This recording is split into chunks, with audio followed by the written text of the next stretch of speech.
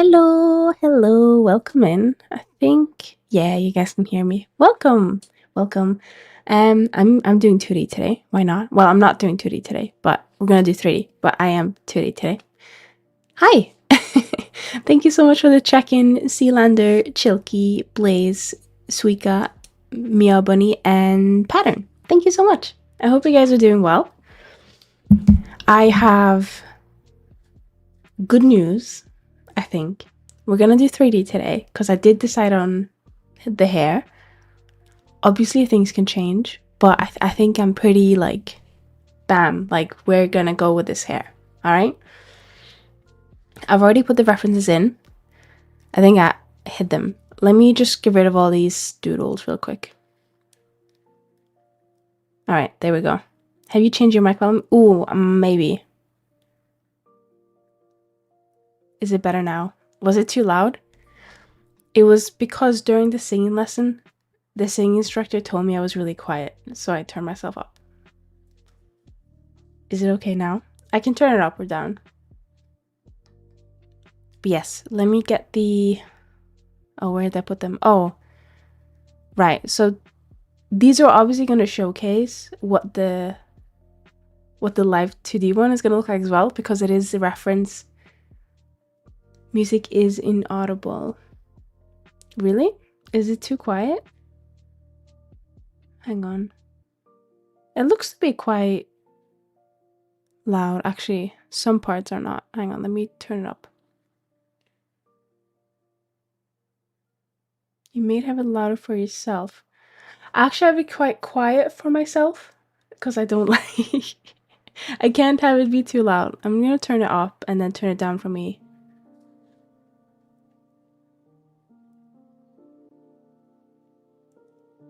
Let's see. Is that better?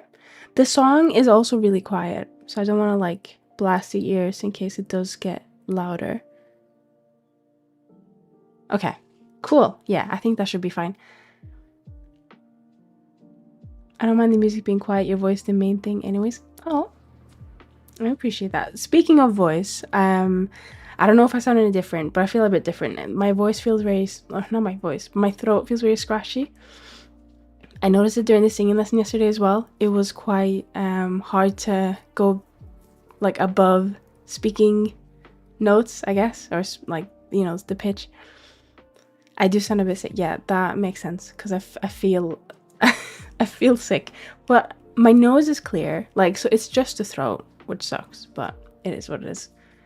But I think it's still okay today. Like, I can still stream. So I was thinking if I didn't have any voice at all, I was gonna just do like a mute stream, but always starts with the throat for me. I mean, it did do that for me when I was like during Christmas. I got sick as well, and then it started with the throat, and then it like my entire face was just like, it was awful. It was awful. Hang on. Also, hello, Mew Bunny again. Hello, and hello, Suika. And hi, Axie, welcome in, welcome in. Right, okay, so I'm gonna get these references up. So I said we were gonna do 3 hairstyles, so that's what we're gonna do. I don't know if we can finish them all today. This one, I think we're gonna make some changes to what we have to match what we will have, if that makes sense. But let me just get the references up. So there's, oh my god, look, you can't even see it, but I've named them as well. So, oh, this is going to show all the references. I still need to scale them because they're all really, really big. So we're going to have to do that first. I think we're actually going to have to bring them in front. So yeah, there's a bit of a mix of multiple ones. Oh, actually, that's quite cute. Like having, no more. I need to stop. I need to just stick with the decision. See if I can get this. Let me turn off all the other ones because I think they're not entirely the same face, so they might mess with the proportions a little bit.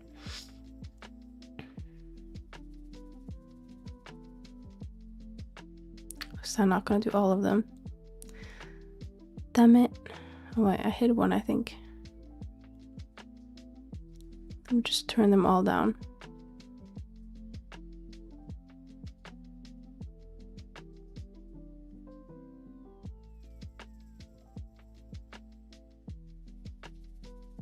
All right, there we go. Okay, so we need to make sure that they scale well. It's a bit hard to see, but don't worry about it. Yes, I'm gonna make 3. So I mean, when I say 3, I mean 3 back ones. So the front is gonna be the same, but the back ones are gonna be different. So it will be less of 3 different hairstyles and more like 3 different ways to have your hair. If that makes, I'll show you what I mean. One of them will not make sense in the sense of you can't just like cut your hair short on a whim. So that one is a little bit like less realistic, but the other ones should be fairly realistic. Is that the right scale? I don't know if it is. The face proportions might be a little bit different compared to the one that I used because I lost the expression of the face I made originally. But that's okay. We don't have to worry about the face for now.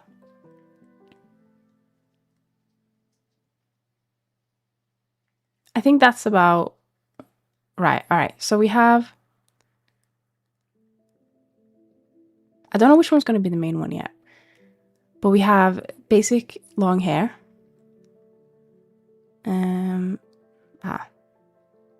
This one. But it's going to be blunt, so we're going to have to change it. We're going to have to fix it a little bit. Also, hello, J Master. Welcome in.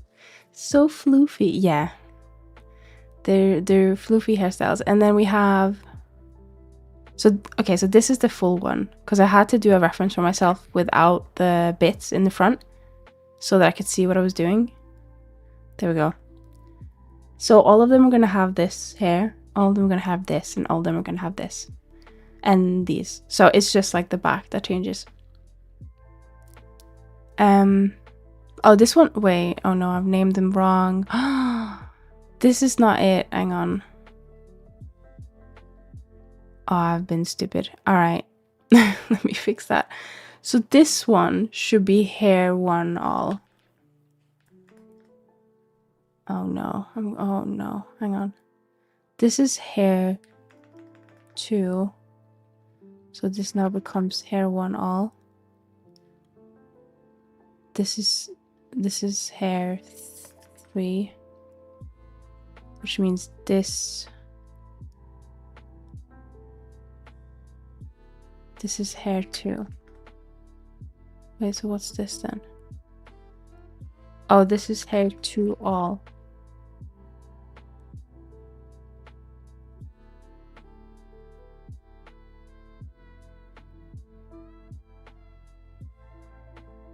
Right.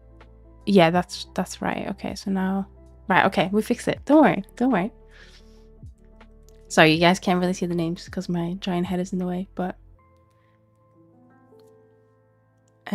Talking about hair, I played around with the hair system in Blender, shared in Work in Progress channel. Pretty smart. Hang on, I'll have a quick look. Is this the hair... thank you for the head pat, Chilky. Is this the hair particle thing? Oh, that's nice. Is it... I guess it's not using hair cards. It's just particles, right? Or is it hair cards? I don't know. I've not used hair cards. I don't know how difficult it is. You can call me J Thin. It's not pronounced Jaden or... It's not pronounced Jaden or Jaden. J Thin. Alright, I'll try and remember that. Apologies if I don't remember because I have the memory of a goldfish, but I'll try my best. I wish there was a way you could put notes on people. Because then I wouldn't have to use my brain as much. Or if I forgot, I could remind myself. It's all about like repeating the name to remember, right? Do you not like being called J Master then? Yeah, no hair cards. I have an add-on to convert particle to hair cards, but this one was not good because I only made 1 layer. Ah, okay. That's fair. That's fair. Is that like... Can you use that anywhere or is it just in Blender? Like, can you port that to Unity? Oh, thank you so much for the follow, Damien. Welcome in. We all have goldfish memory nowadays. That is probably true. I feel like my memory went down the shitter as I grew older. Like really bad. And I feel like all this information that we get into our head nowadays doesn't help. Like you have access to anything at any time, you know? Either or it's fine, but my actual YouTube name is Jathan. Alright, okay. It shows up as J Master for me, that's why. I cried the last time I tried using hair. Was it really that bad? Also, hi Dumo. Welcome in, welcome in.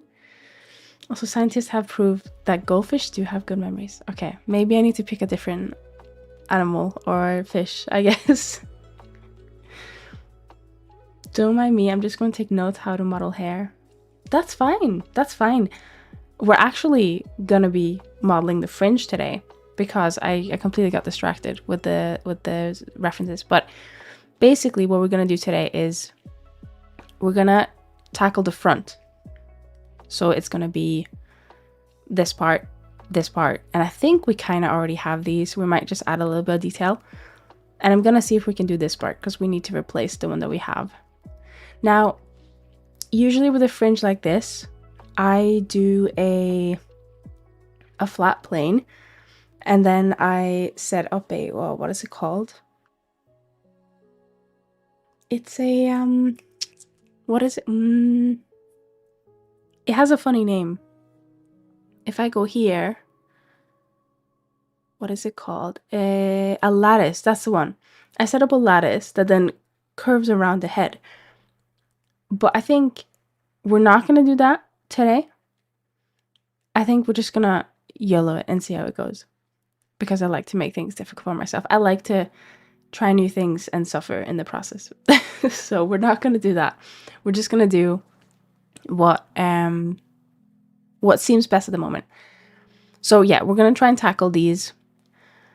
And then I think the back hair, I don't know if we're going to have time for that because there's as you can see, there's a couple different options. So there's long hair, then there's short hair, which looks more like this. This is like the back portion, which is going to be fun. I guess what we can do is we can just like chop it off. Like we can just duplicate the hair we have and just chop it off and then split it up. And then it's going to be just the ponytail. Now, obviously the ponytail I've sketched in a different reference. It's like splits off and looks really cute. This one, there's only one ponytail that I could find on this model, and I was able to finally figure out how to make it long because previously it wasn't that long. So I think we're just gonna make a ponytail for now. We might not make it exactly like this. We might make it more like originally intended and just say that it's 3D magic that holds it up and splits it off. We'll just, yeah. But then this might be like the canonically like normal way because that's how a ponytail works in real life. So I've made hair cards a few times and it was a challenge but enjoyable. Yeah, I want to try it at some point because I want to try and make like an RTX version of me, but I have shit to finish first before I start that. It used to show up my actual name on YouTube. I don't know why they changed it. Oh, I don't know then. Maybe it's just the chat thing I'm using. I'm not sure. Okay, let me hide. We should just start off with the front. So let's pick the shortest one. Because then there's less things to... Actually, no, that might confuse us. Let's take the long one. No, let's do the ponytail. Because that one has the least amount of hair and it will confuse us the least. I should have just taken another screenshot. Which didn't have the back hair. I think I'm a bit silly, but oh well. Did you make those references yourself? So I did not draw them, no. I did gather them. As in, they're from, let me just show you. So, if I just grab this out here. Oh, where'd it go? There we go. It's from the Prism customizable model. So it's the same model I'm using at the moment for 2D. And I've just selected their customizable options. And that's what I'm going to be using as a reference for my 3D model. And as a bonus, it means it will match the 2D that I have partially set up. I started editing the textures today because some parts of the outfit, so these are the outfit, but I need to like try and match it as closely as possible to the 2D one, or I guess make this in 2D rather with the model. And it's hard. It's all right actually. It's just about erasing parts to get the shape that you need. But I was working on this part and they don't have the exact shape that I need, so I'm gonna have to do some hacky magic, I think, but it will be okay. I think you should be fine. Now, to start off with, we probably just want to hide our back hair.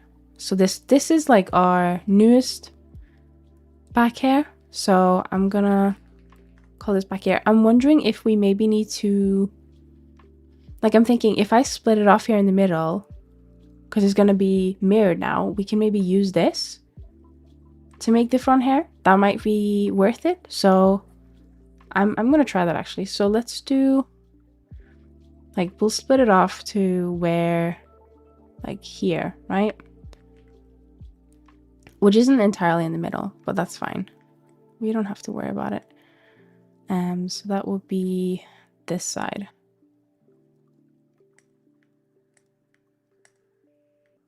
Yeah, we might want to try and reduce some of the loops here while we're at it. So I guess I'll just like split it off because we're not going to need it anyway. Well, I don't know. We're just going to use that for now, and then we'll fix the topology and stuff if we need to.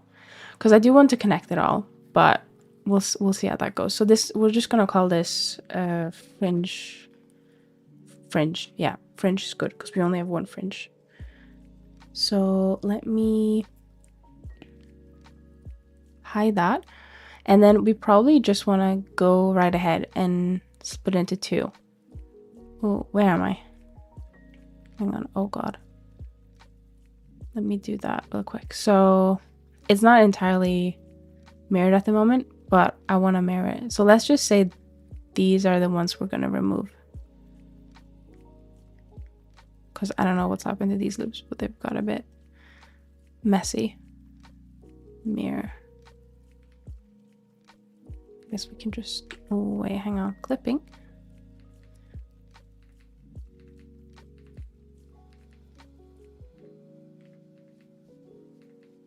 Right, there we go. Actually, we want to probably keep that on.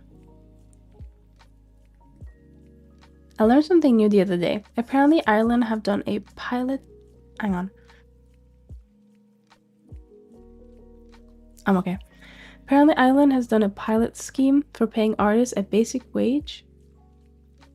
Oh, a pilot. Oh, a pilot scheme. Oh, I thought it was like airplane pilot. I was very confused. A pilot scheme for paying artists a basic wage, no strings attached, and are looking at ways to expand to more artists. That's pretty cool. All right, Visu, we're moving to Ireland right now.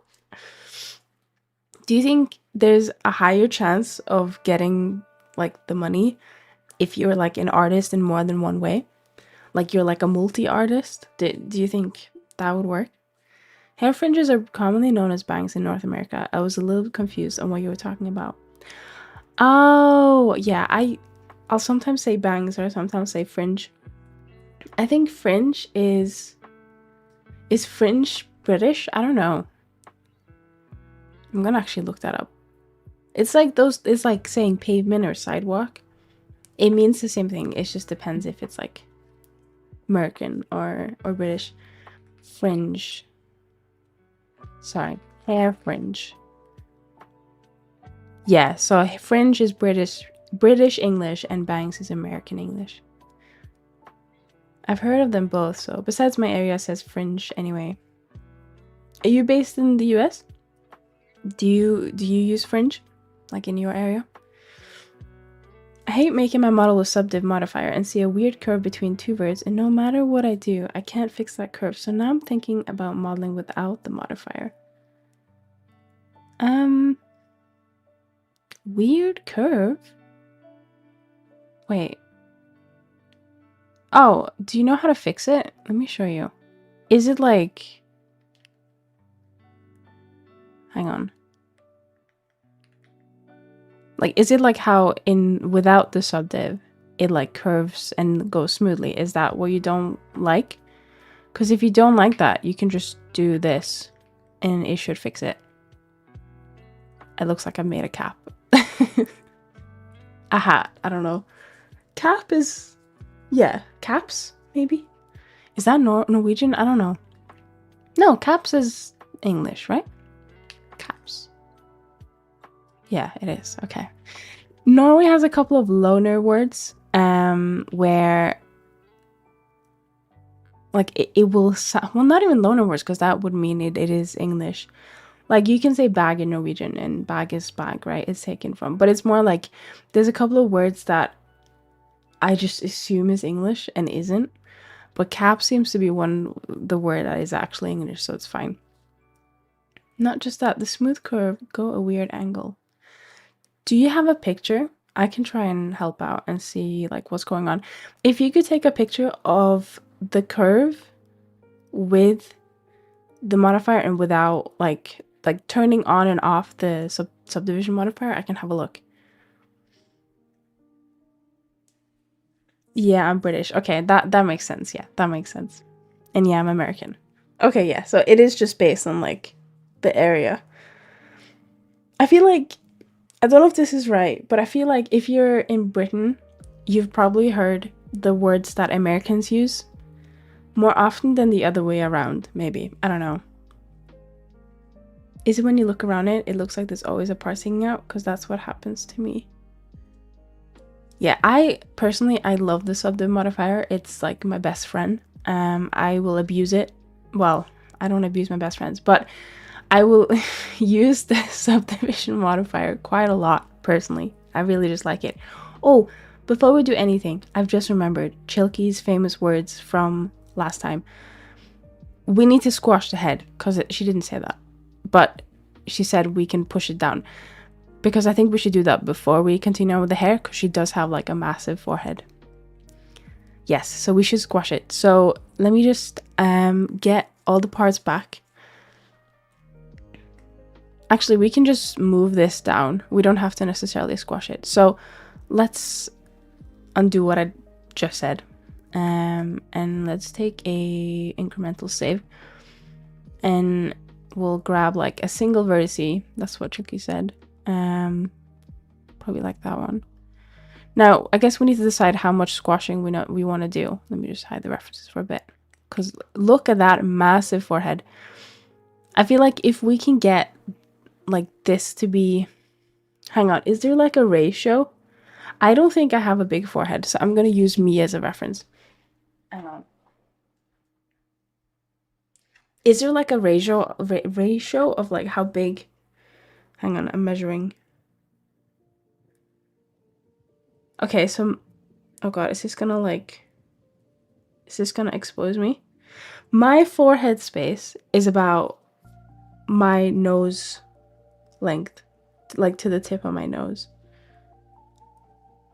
I don't know if this is how it is for everyone or if there's a better way to like measure it. Do I have a small I don't know. Hang on. Like for me, my forehead space is like from my eyebrow to like the edge, like the bottom of my nose. Anime is exaggerated. That is true. But I think it's still a little bit too big, which is why I'm trying to like find some kind of measurement that I can use as a reference and then like know roughly like in the ballpark where I need to go. Hey, I just came in and you have a massive forehead. Hello, the thirsty dragon. Yes, that is true. I do. Yeah, even for anime standard. I mean, to be fair, I think it just depends on how much hair you have.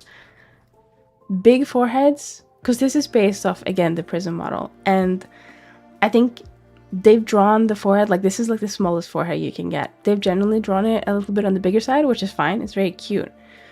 But because I want to try and look a bit less young, I want to try and like shrink the forehead. Do you know what I mean? It's always a struggle deciding how close to the forehead you should place the bangs. Yeah, that's...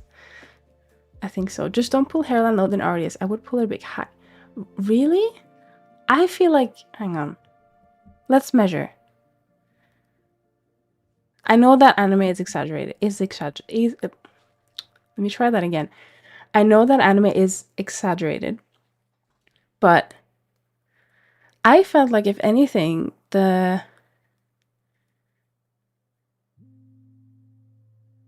hairline was too high.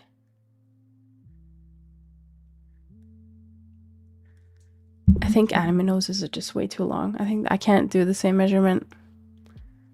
If you do eyebrows off expression, then they will be too close to the hairline. So do you think it's not that the head is too big, it's just that the hairline is too low? Could that be it? Hang on, let me just... top of head is too... Okay, let's try and do both. Let's try and shrink this, and at the same time maybe push the hairline up. Confusion. Where is my mesh? It's in Zenidora 2.0. Right, I have both selected. The scalp and the body. Alright. Do not want to do connected only. Share the screenshot of the specific edge I had issues with in general. Oh my god, you posted in general. I want the angle to be not.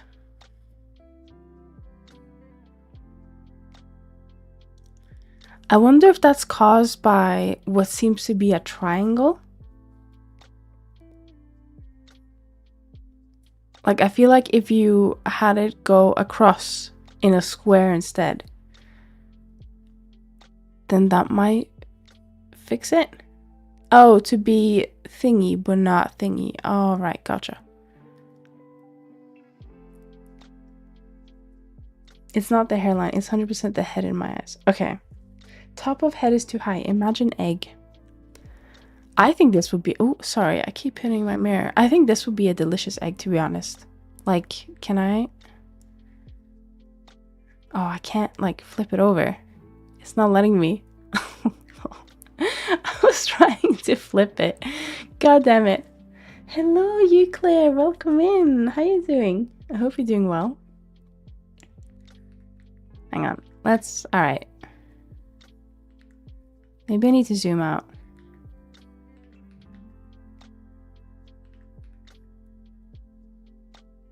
Like so? Is that better?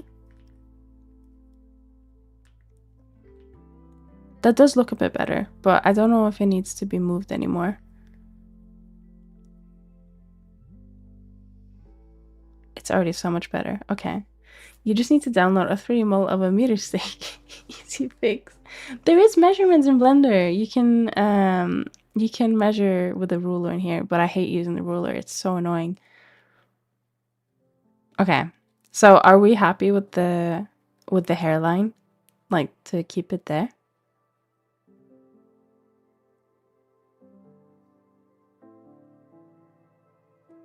I'm asking because I don't know. I'm not gonna lie though, I never make the full head on my character. I think that is fair because you're saving on polys, but I don't like to do my PC any favors. I'm gonna push it to the limit. No, but I just like having a full head in case. Actually, I have a very good reason actually. The bald toggles. I need it for the bald. Now, the top of the hair should be a little bit lower to match with it. The hair mesh.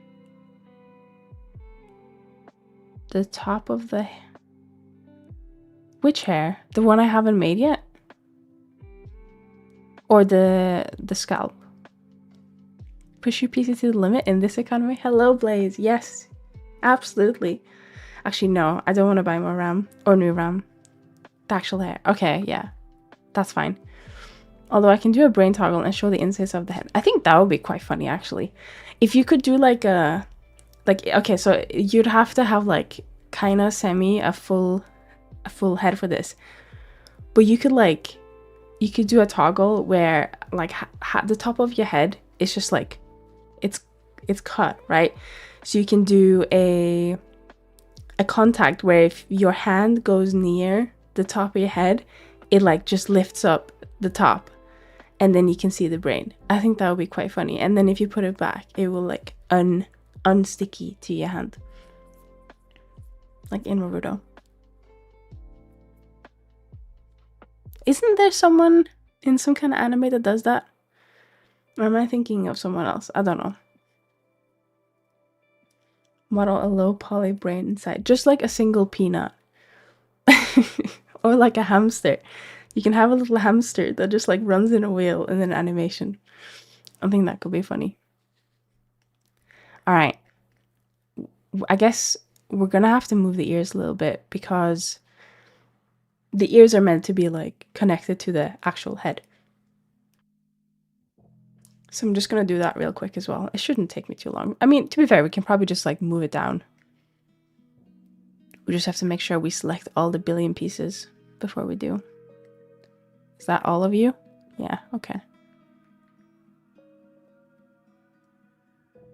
There we go. Yeah, easy, sorted. Right, okay, cool. We've done that. Let me just do another incremental save. Oh, actually, I should check how much storage I have left. Because I didn't get time to... Okay, I still have 59 gig. It's fine. Don't worry about it. Should be okay. Right, so... What are we doing? We're making... Oh, we're making fringe. Okay, so... Where is it?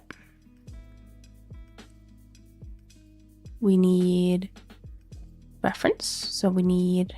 Do we say hair 3? Yeah, why not? No, hair 3 all. That's one. And then we need... Actually... Hang on.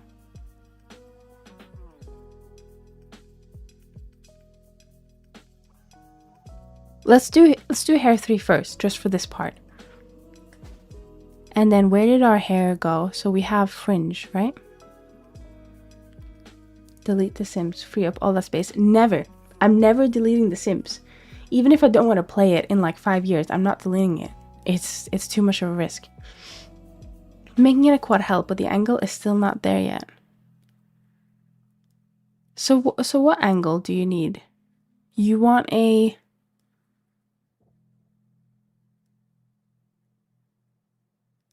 I think you just need more topology, or what you can do is, do you know of... Hang on, this is subdivision, right? If you select an edge, you do Shift E, and that like pushes it a little bit. So what you can do is you can do Shift E just a tiny bit, and just use your mouse to like choose what you want. I think it should also show up here. You can't really see it because not that, because the music is in the way. But basically there's a factor that you can adjust here to choose how much. And I think if you do that on the upper and the lower edge of the nose, that might give you more of like an angled look if you don't want like the soft. But you also might just need to put a bit more topology there. That's what I find happens if I have too little. But then once you put in more topology, you might have to adjust some of the vertices.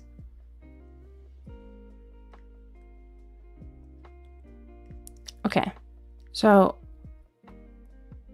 right, fringe, okay. So my idea is, oh, we actually do need to move this one down because it's quite high up there. My nose is itchy. Like I need to sneeze.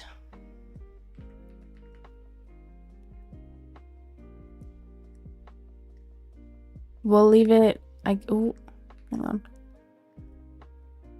We'll leave it here for now, it's fine. We'll just grab this. Oh wait, this has subdiv. Kind of want to keep subdiv on, but no, we'll be okay. We'll be okay. All right, we might need to adjust some of these though. Oh, it's this side. I remember.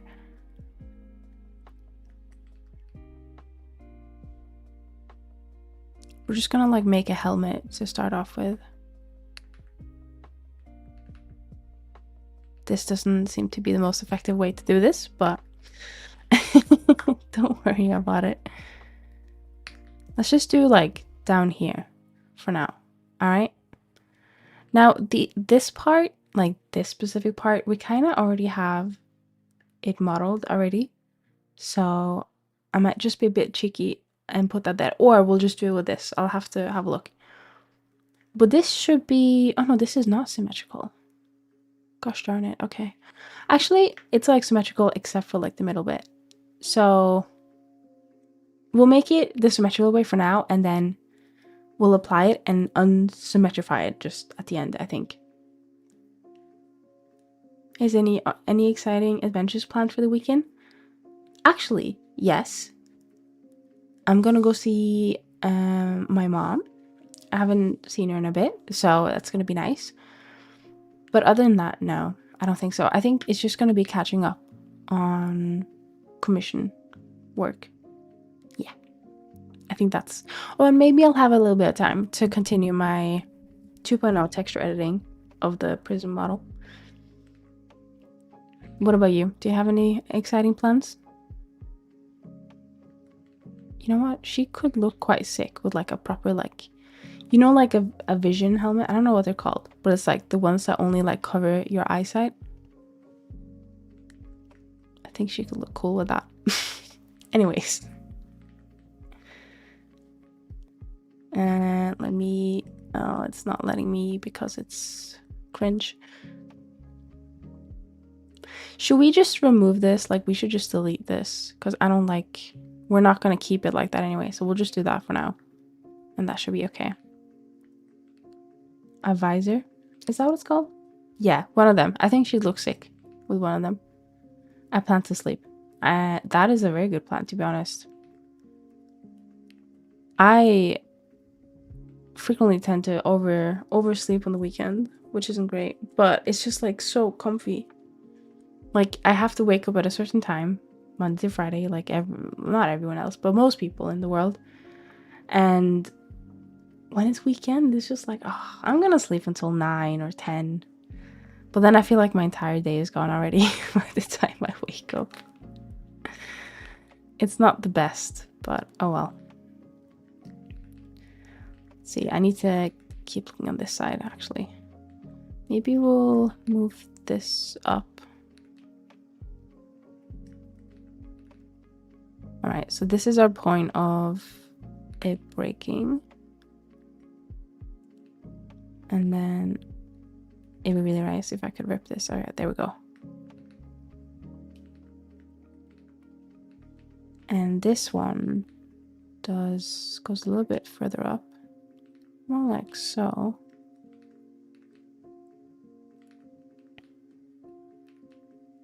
I keep pressing the wrong, oh, there we go.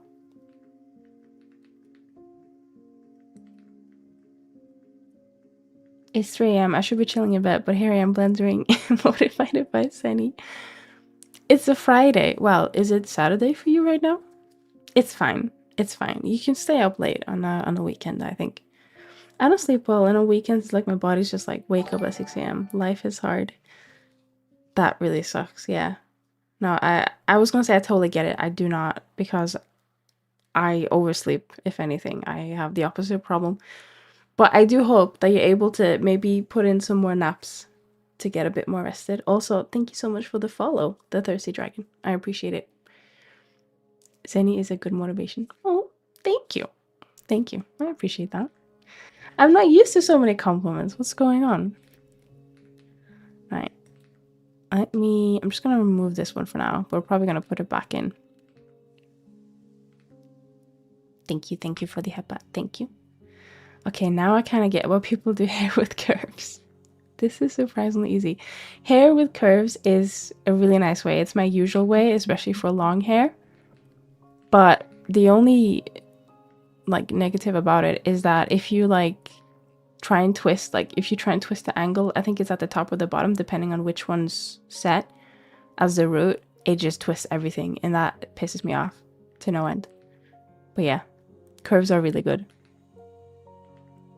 I do the Vare poly modeling and it's super comfy. I think it's just a bit scary to me. Like, I need to like this is all I need to get it sorted. I'm a bit like, oh, why didn't I just set up a lattice? Something that I'm comfy with, but oh well. Are the bangs usually just plains, or do you make them thick after? So usually, I've in the past made them with curves, so they're thick, or I've made them with, what's it called? A lattice. So it starts off as a plain, and then I extrude it to get a bit of thickness, but it's usually like thinner on the bottom. But this time I'll have a think. I don't know. Originally, when I was doing a different fringe for this model, I started off with just doing it as a plain, I think. But then I realized it didn't look very good because the shape or the thickness of the hair and the fringe couldn't be done properly with a plain. But I think something like this, where it's like a thin fringe, it might just work out with a plain. It's normal that you need to refine it before it looks good. Oh yeah, no, 100%. 100%. I do agree. It's always about trusting the process. It's just some processes are scarier than others, in my opinion. But it's just because I'm not used to it. But I think if I'm gonna like try something new, I might as well try it with my model. Because I don't have like a deadline for myself, you know?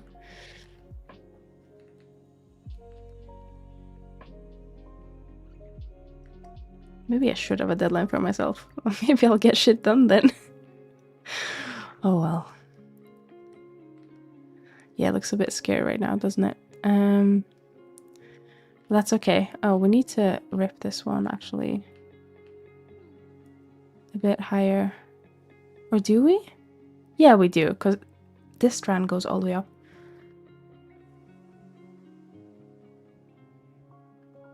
Oh no, the coughs are coming in.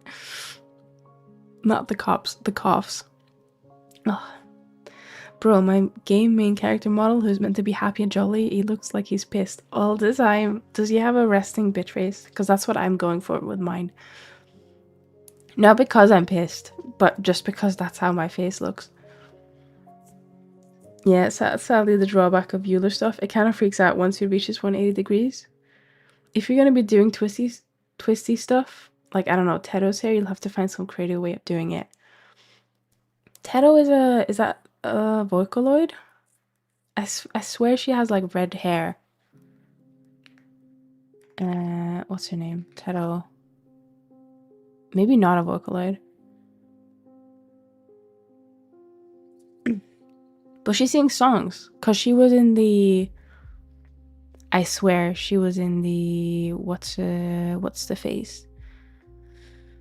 The Gnosia opening.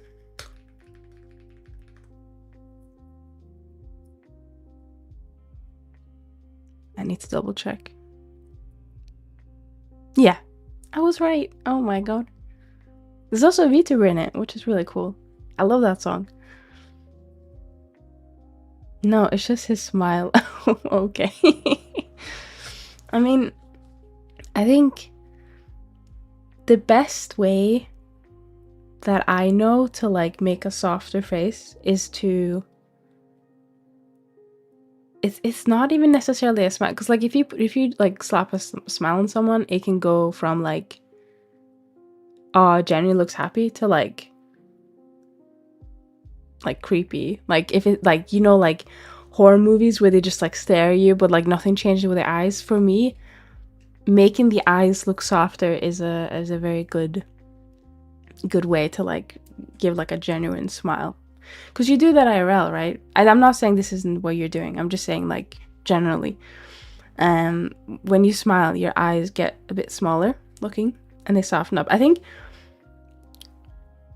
the cinematic, or it's not really a smile on this one. It's more of like just like the softening of the eyes. But there's a Riot Games, aka League of Legends cinematic, which shows this in effect really well. Is it Until... it's not Until Dawn. A New Dawn. No, that's not it. Or Before Dawn. What is... Hang on. League of Legends cinematic. Still Here. What the hell was I thinking? Still Here as a really good scene of when the eyes are very like softening near the end. But for a different reason. It just like the eyes are literally like so expressive, which is why it's quite hard in anime, I think, because you only have like simple shapes to go with. I used to have this opposite problem. My OC is meant to look tired and sometimes she looks happy depending on the angle. Oh no. I think tired, does she have like eye bags or like dark underneath her eyes? Or just like eye lines, I guess. All right, what are we doing? Oh yeah, so I'm gonna push these in a little bit actually.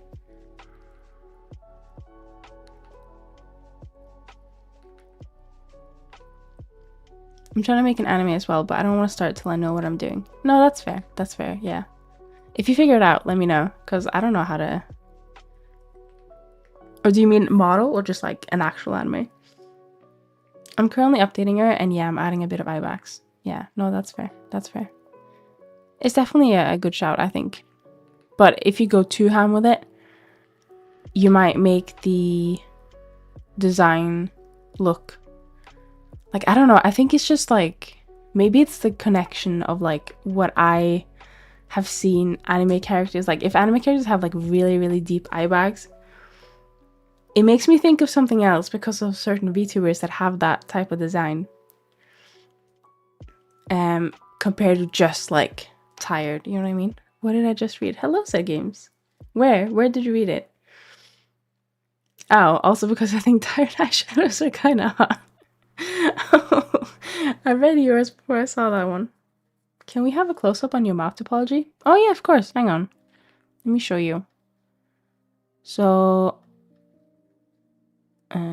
let me just remove the reference so it's a bit easier to see. So basically what I've done with the mouth is I've... Hang on, let me check. Yeah.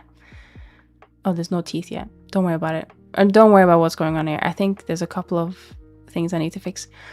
But basically I started off with like a billion loops and then I've triangulated them to reduce them into less, just because I want a nicer line here, so you can see that this has UV'd, because I want to just slap this onto a like a solid color to get a specific line, because otherwise you might end up with what's it called, like almost like a fuzzy line around the mouth, because like when you do shape keys it might stretch a little bit. That's advanced. I mean, it's fairly simple, like in theory, but yeah, it is something that you don't just start off with it and go, oh, I'm gonna do that. Like you figure it out based on like, oh, this liner on the mouth looks really bad, how do I fix it? And then this is a one approach to doing it. How long have you been modeling for? Good question, because I thought I knew the answer and now I don't. Or actually I figured out it was wrong. Let me double check. I think if I go onto Twitch, I can see how long it says. It's 1+. Like, I think I started streaming when I've been modeling for 1 year. So whatever date, hang on. 2022 I started learning. So that, oh my god, what are we now? 2026? It was November 2022. So it's been 3 years, but getting into 4. That's not 1 year. No, so I thought I put 2023 in there, and then it would be plus 1 year because I started modeling 1 year before I started streaming, is what I was trying to say. Yeah, I don't know if that makes sense. Because the other day, I think someone asked me, and I was like, oh yeah, I've done it for like 2 years. And then I was like, wait a minute, no, time has passed. It's not been 2 years. It's been like 3. Oh shit. But yeah, I feel like it's like kind of how when you grow like beyond your 20s and people ask you how old you are, and I'm like, I don't fucking know. I've stopped counting at this point. But I'm actually turning 29 this year. because I think I'm getting close to 30, so my brain is like, you have to remember. And then once I hit 30, I'm probably just gonna forget. I'm just gonna say I'm like 30 for the rest of my life. I don't know.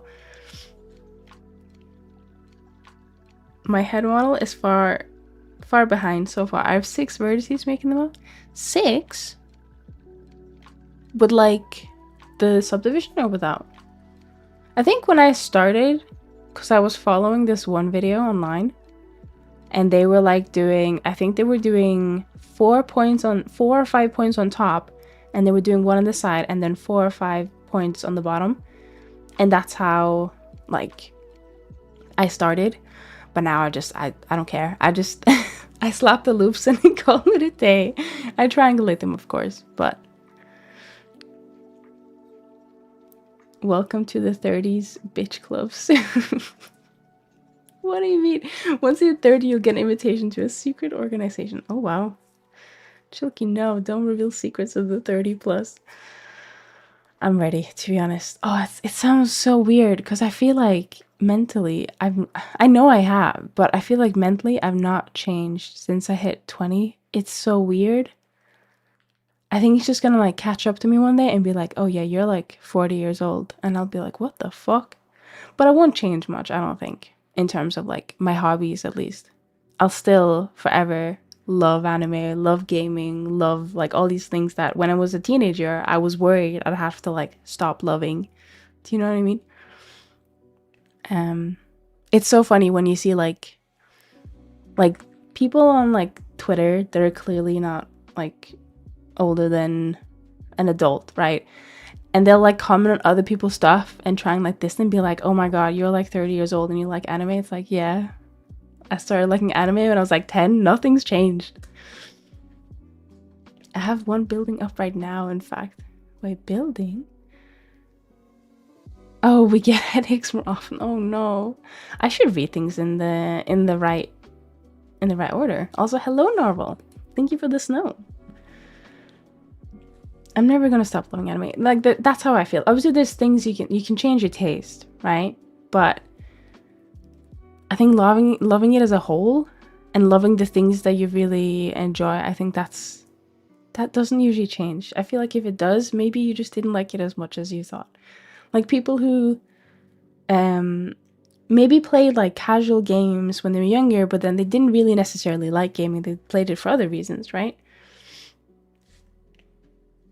Reading from top to bottom is recommended. It's just because I have 2 chats open and I get confused. Okay. Sorry. I hope your headache disappears though. I can totally feel like I changed from my early 20s to now 26. That old me was an idiot. Oh yeah, like in behavior, I think you can definitely like change. And like the way you think about the world and things around you, like that can change. Of course, yeah, like you mature, right? But I think like the things you enjoy, they might change. You might lose interest in something, but for me, I'm never gonna lose interest in gaming or anything. People who think you have to stop certain things aren't hurting anyone. Yeah, no, 100%. I think that's a bit silly. But then it's like, these comments are usually coming from people who either don't have hobbies, which exist. It's kind of wild thinking about it. But there are people who just don't have hobbies, like hobbies that are productive, like artsy, craftsy, or, you know, sporty, stuff like that. Or it comes from kids who just don't know any better, you know? I gotta update my Annie list so you can children bully me again. That's fine. I'll wait. I'll wait patiently on your updated list. Is there no way to merge them for you? Like on your end? Merge? Merge what exactly? Sorry.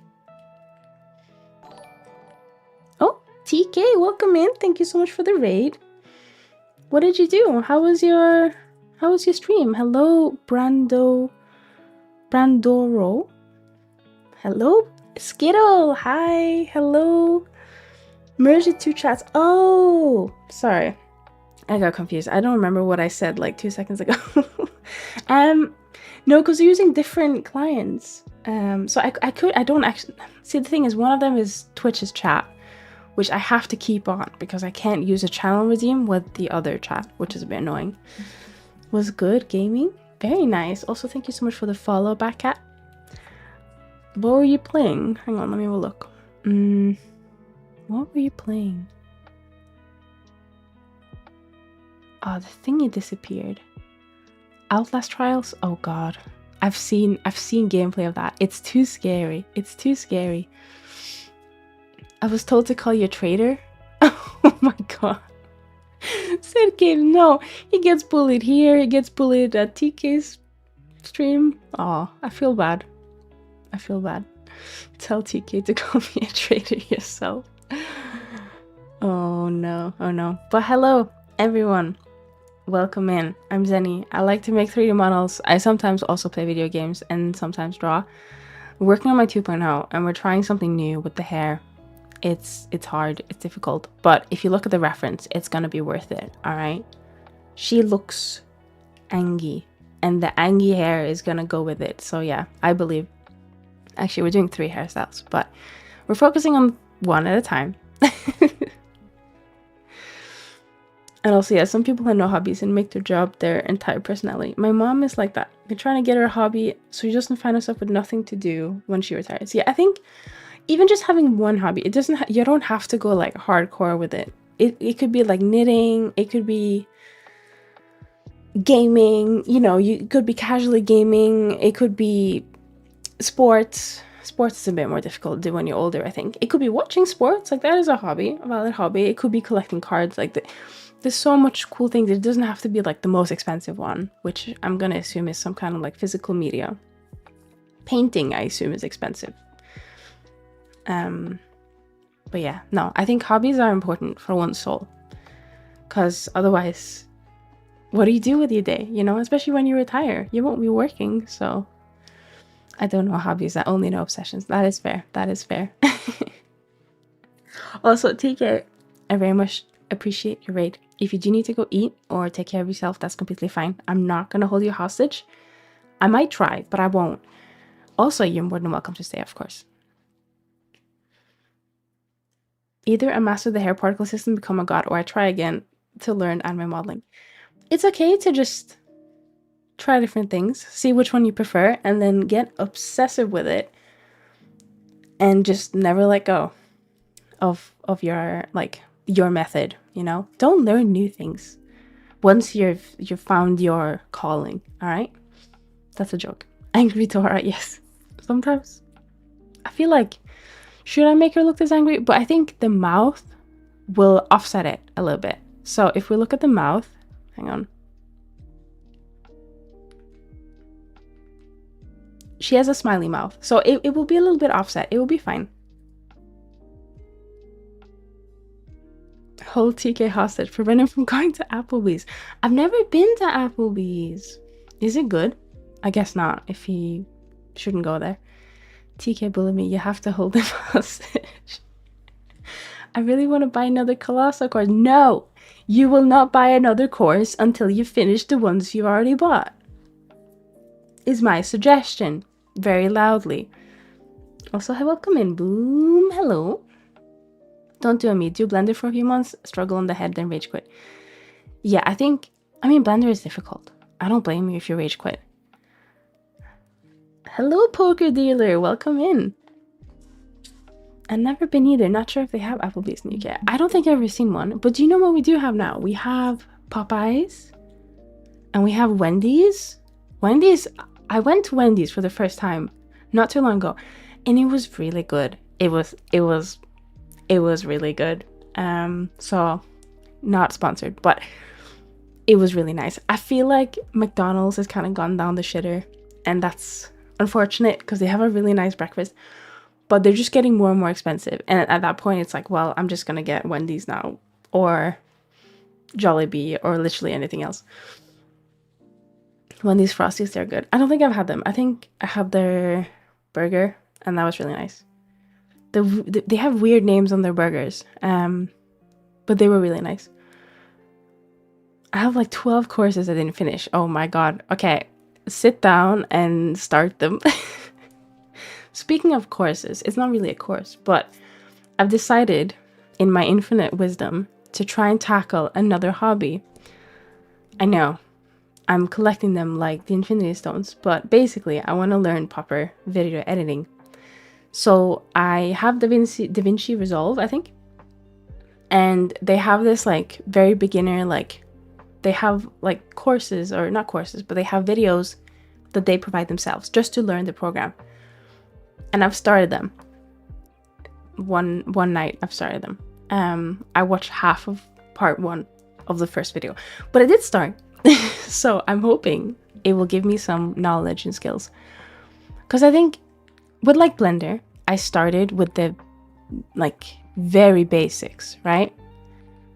But then with video software, I never do. I'm like, I'm gonna just jump in and learn on the go, and I find it so incredibly difficult to do that.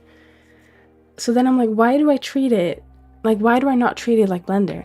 Like, why do I not treat them the same, you know? So I need to do that. I need to stop being stubborn, and actually like get shit sorted, I think. Oh no, I moved this one out. This is all TK's fault. Oh, let me move it back. Hang on.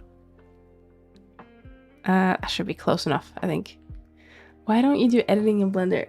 No, I feel like at that point, I'd rather just do it in DaVinci. DaVinci is free as well, so it's not like I'm paying a lot. But I have been very, very strongly considering getting their studio version, because it has some nice features that I think will be cool.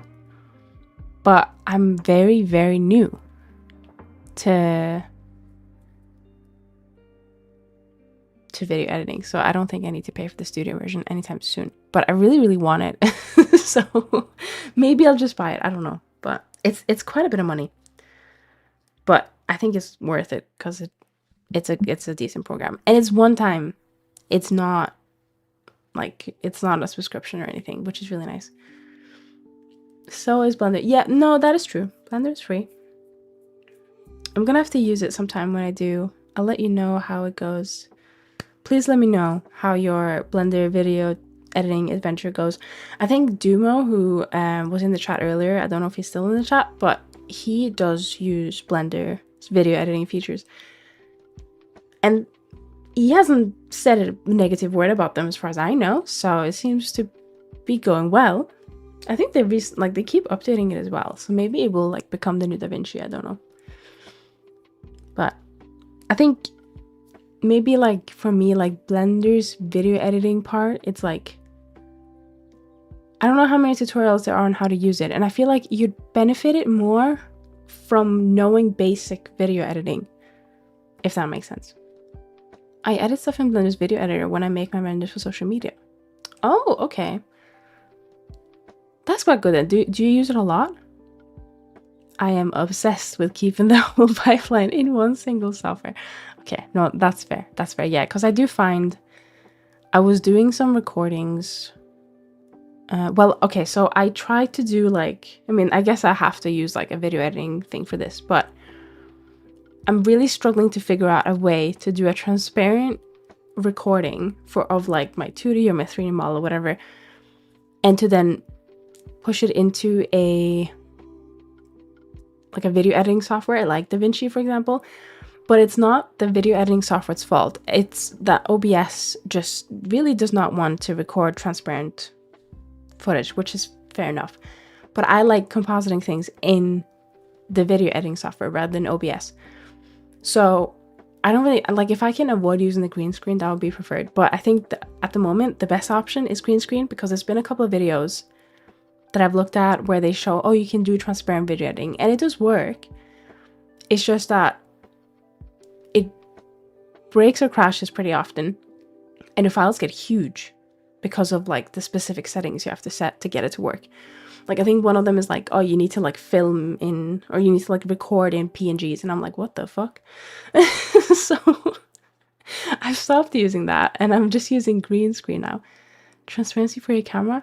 No, okay, so right now I'm using my 2D model, and that has transparency. Like I'm not using green screen. It just works. Spout is amazing when it comes to that. And the same goes for Rudo. You can do a transparent like version of your model, which for some reason isn't working at the moment, but I don't know if that's a me issue. Could be a skill issue. So I think I've been using green screen lately and it works, but it's just not like as crisp, I think. I will say your hair has aquamarine, green plus blue, which is the best for making a video editing guy want to rip his hair out. I don't blame this fictional video editing guy, to be fair.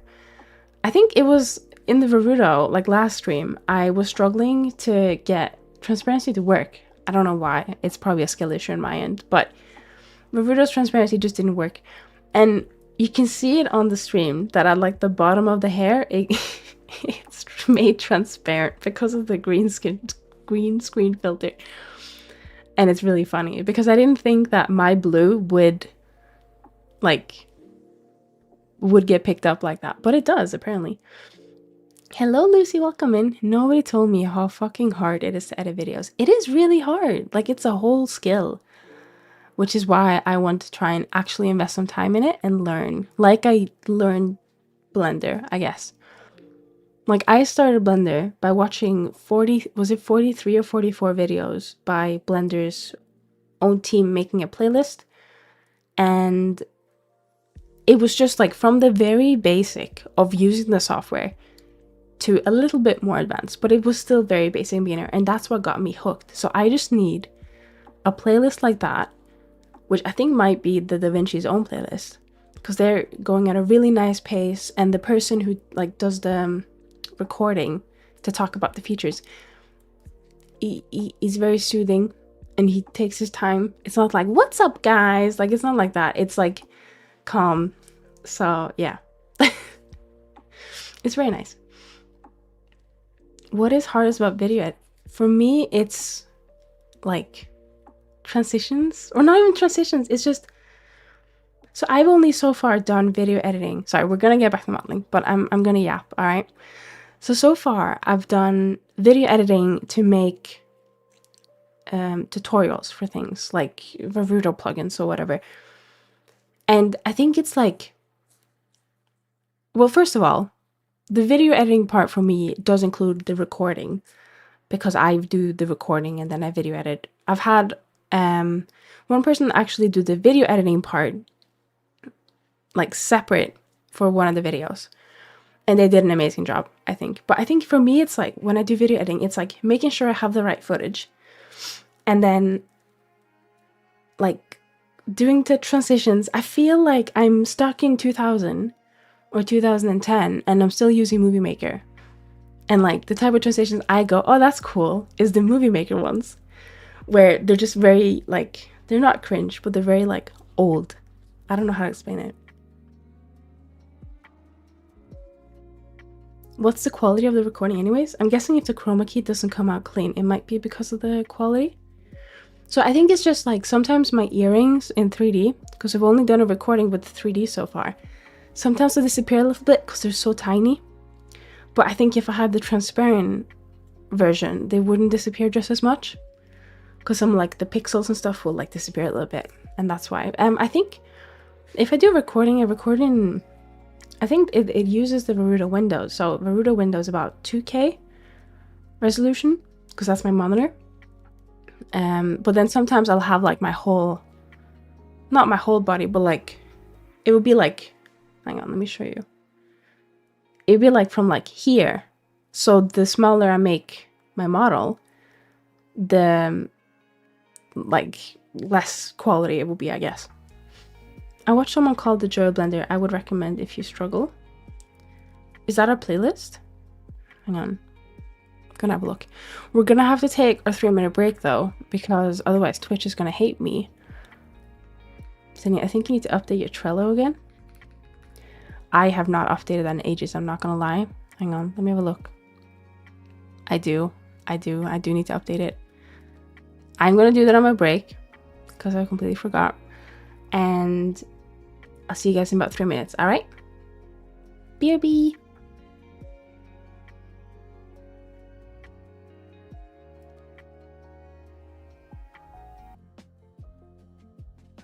Hello, welcome back, welcome back. Oh, I'm huge, hang on. There we go. There we go, much better. I just realized, oh, I've updated my Trello by the way, so that should be completely up to date. I think One item that's not really updated is the in waitlist, not in queue, because I think I need to check who potential client A is. But I have documents. I have documents. I have ways of keeping track. I just forget that Trello exists. Oh, thank you so much for the resubscription, Visu. Thank you. 24 months. Oh my god, that's 2 years. Holy shit. Prime has been feeding me well. Thank you. I was gonna say, I hope you're doing well, but you literally just brought me a cup of tea, so. Big city. Yeah, I think I was just a little bit too big on the screen. Right. Let's actually get some shit done. Also, I think I've discovered, I say another Oshi, but I have a few people that I really like to watch, but I think I've discovered someone I really like to watch that also happens to be big VTuber. That I've actually gone out of my way to watch. And yeah, I had fun watching their stuff. They weren't even like playing games, they were just talking. And I was very interested. It's weird because I usually don't watch big VTubers, but I think this one is an exception. So yeah, I found like big Oshi, I guess.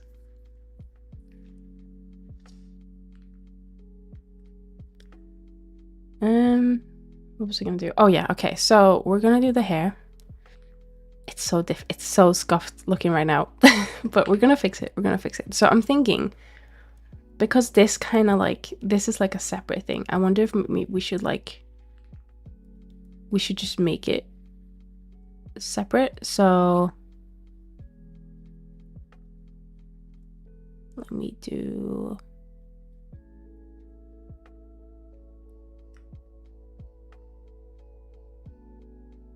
this. Okay.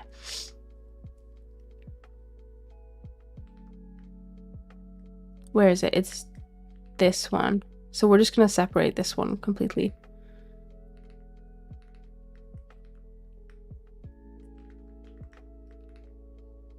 Also, if you guys have any like VTuber recommendations, doesn't matter if they're small or big, I want to try and like watch more people, watch more content, learn more about other VTubers, I guess. So if you have like a favorite VTuber, let me know. It cannot be Iron Mouse, because I do watch Iron Mouse sometimes. Lucy, I already watch you sometimes, okay? I watch when I have time. So you can't say yourself.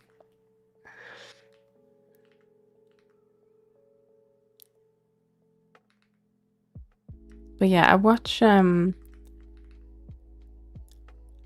Mouse's clips sometimes, and then I watch her like with Connor. Like her and Connor is really funny. I like watching them together. I also like watching Connor separately with, I think he did a video very recently about the lucky bag like thing, which I think he does something like that every year. The sucker babies. Should I just get like obsessed with your group? Is that what you're saying? I'll have to give him a go. Most of the VTubers I watch are artists.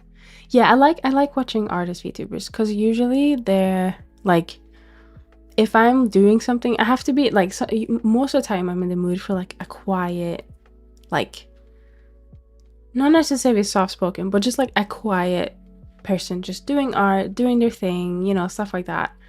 But then sometimes I'm like, I need chaos in my life and I want to watch like a bit of chaos, but not always. It depends on like my headspace. So artists are usually on the quieter side, I find. So those are the ones I usually pivot towards, but I watch a good couple, but they're all very small. I like watching small VTubers that I can chat with. I agree, same, which is why a lot of my favorite VTubers are on the smaller side.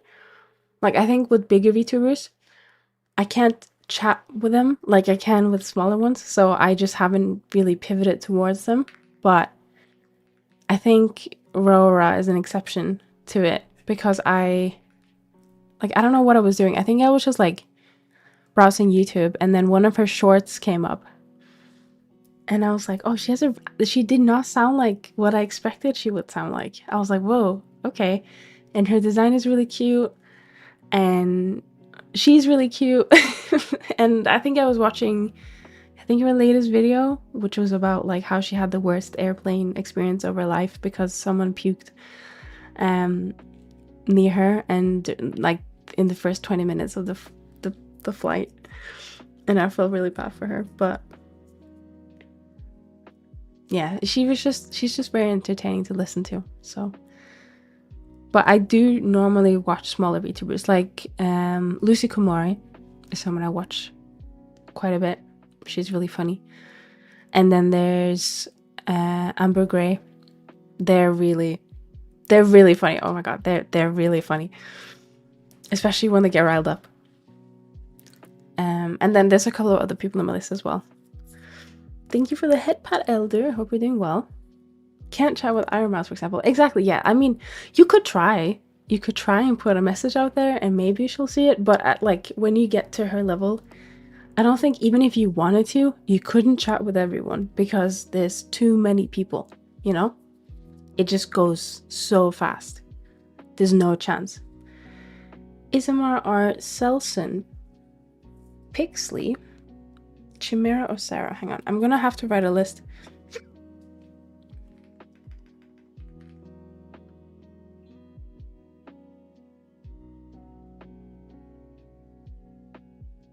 Alright, so there's Ismar R.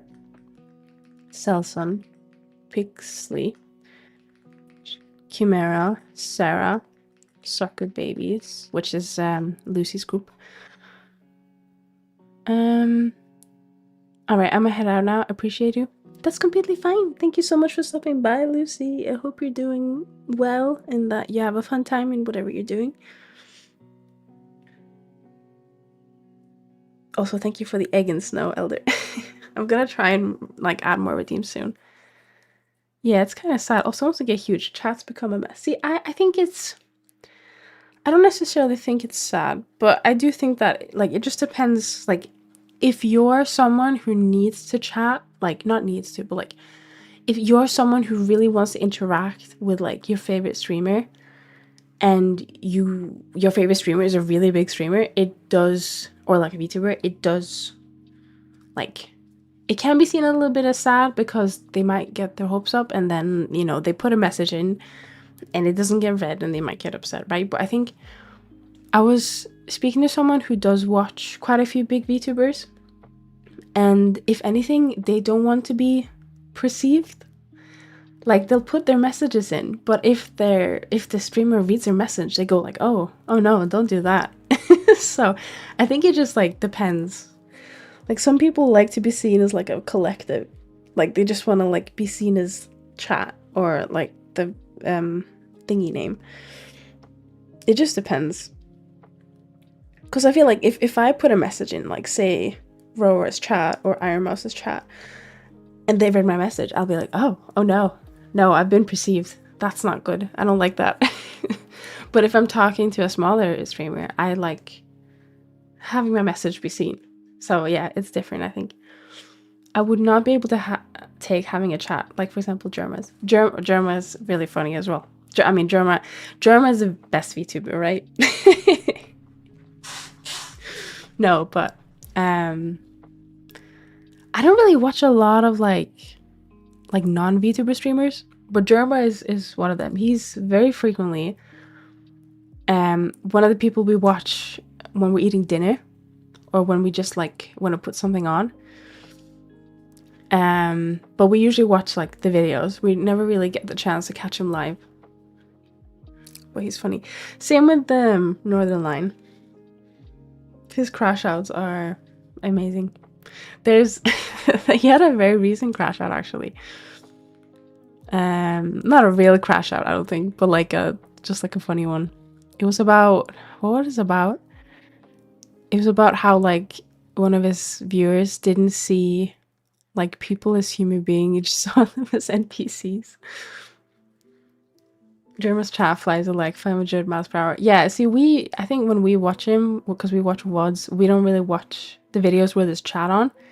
Or if we do, I'll just randomly like read a chat message and it will be like the most heinous shit ever. I'll be like, what the fuck? Like, they'll just say something really weird. And then, of course, it's the weird ones that Jerma picks up on and reads, and he just stares at the camera like, what the fuck did you just say? I usually watch two types. I don't mind if they're VTubers. I watch them for help from Blender. I mean, that's fair. Yeah, that's fair. I don't think I watch a lot of like Blender streamers that aren't VTubers. There's a couple of Maya people that I've watched, but I mean, Blender is such like a niche in a niche, isn't it? Okay, so we're gonna have to actually, we'll just keep it like that for now, but I think we want to split this one off. Is it? No. Oh wait, made an oopsie. It's this one. Hang on, before we do, let's put a thing down here. Yeah, let's just chuck that there for now, because it's this one that we need to split off. So I need to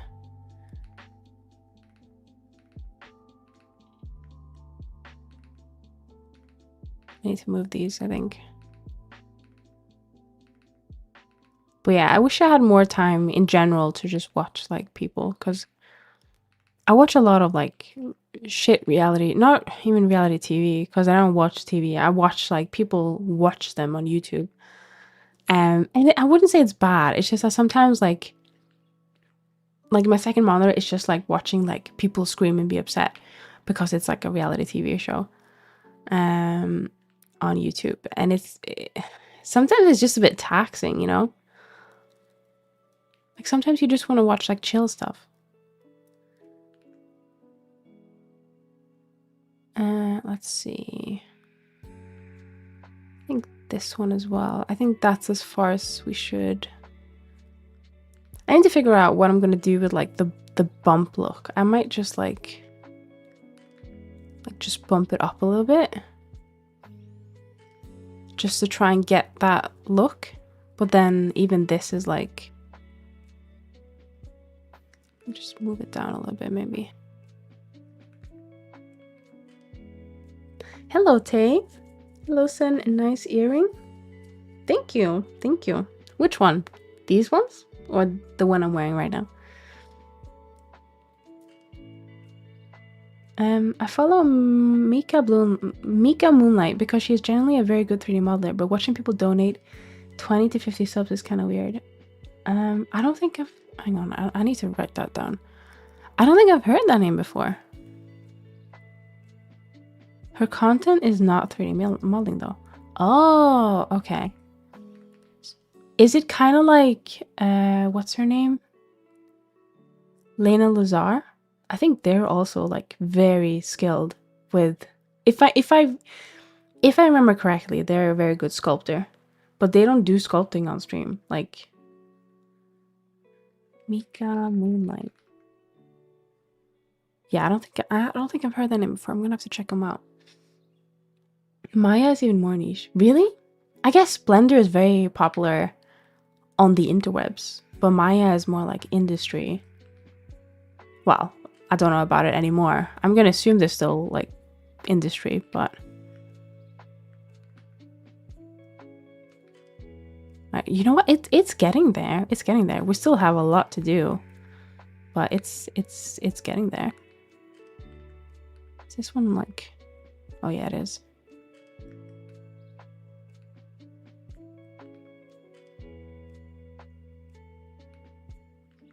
Oh, we're gonna have to split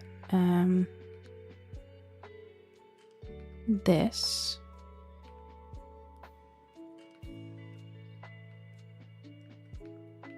Sorry, I realized that I am a 3D modeler and I'm meant to actually make models on stream. Sorry.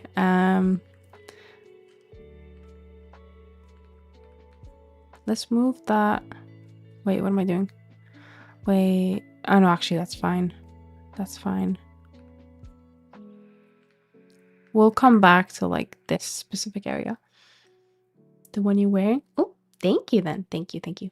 The one you're drawing is nice too. Thank you so much. Yeah, I really like that we went with this type of design. I think it doesn't make sense in real life, but I like it. I like it. I like it when people draw like jewelry that isn't connected. Like Frierin's earrings, they're not connected in the anime, for example. Definitely getting there. Thank you. Also, hello, ShyQ. Welcome in, welcome in. It's very lewd. I just found out about her through Rafflegator. What's Rafflegator? What's Rafflegator? Oh, Rufflegator? YouTuber? Or is that someone else? I don't know.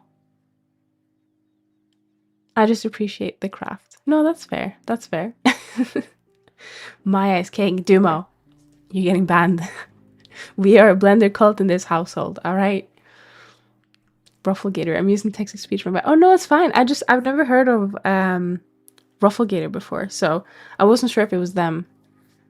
They are a Twitch streamer too. Oh, they do VR chat content, I think, based on the Wikipedia article about them. Wait, Rufflegator. I swear I watched a video. Okay. I think I watched Pyrocynical watch someone else's video, something royal, that was talking about someone called Rufflegator and someone called Marcus, which are VR chat people.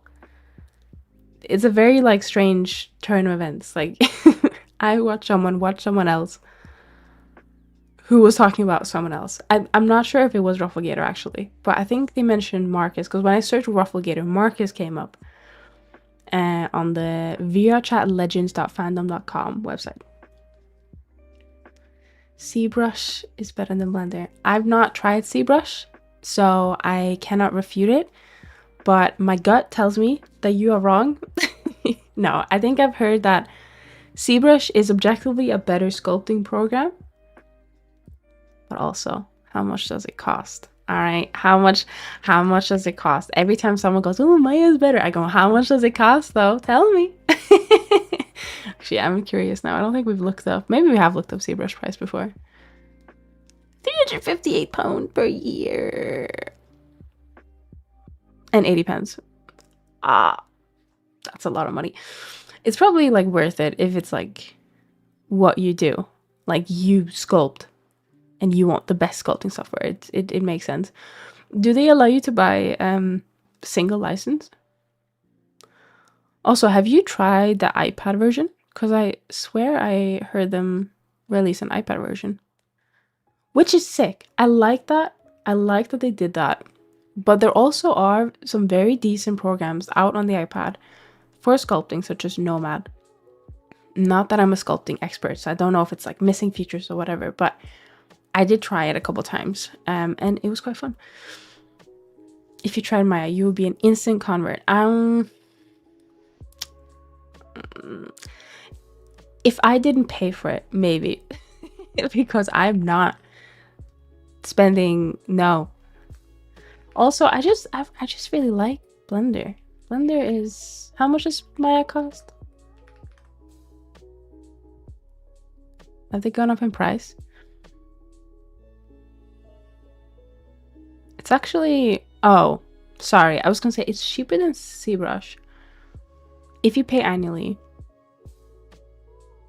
Like, so it's £153. Wait, no, never mind. Never fucking mind. I lied. This is not real. I swear it wasn't this expensive.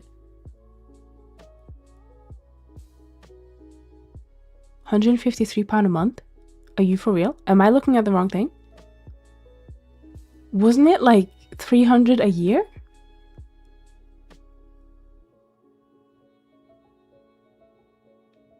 No, that's so. Oh, it's the indie one. Hang on. Okay. I was thinking that is really, they've upped the price a lot. I've just searched Maya, and on the front page it says annual subscription is £153 a month if you pay annually. It's £235 a month if you do a monthly subscription. But I guess there's an indie price, isn't there? Let me see.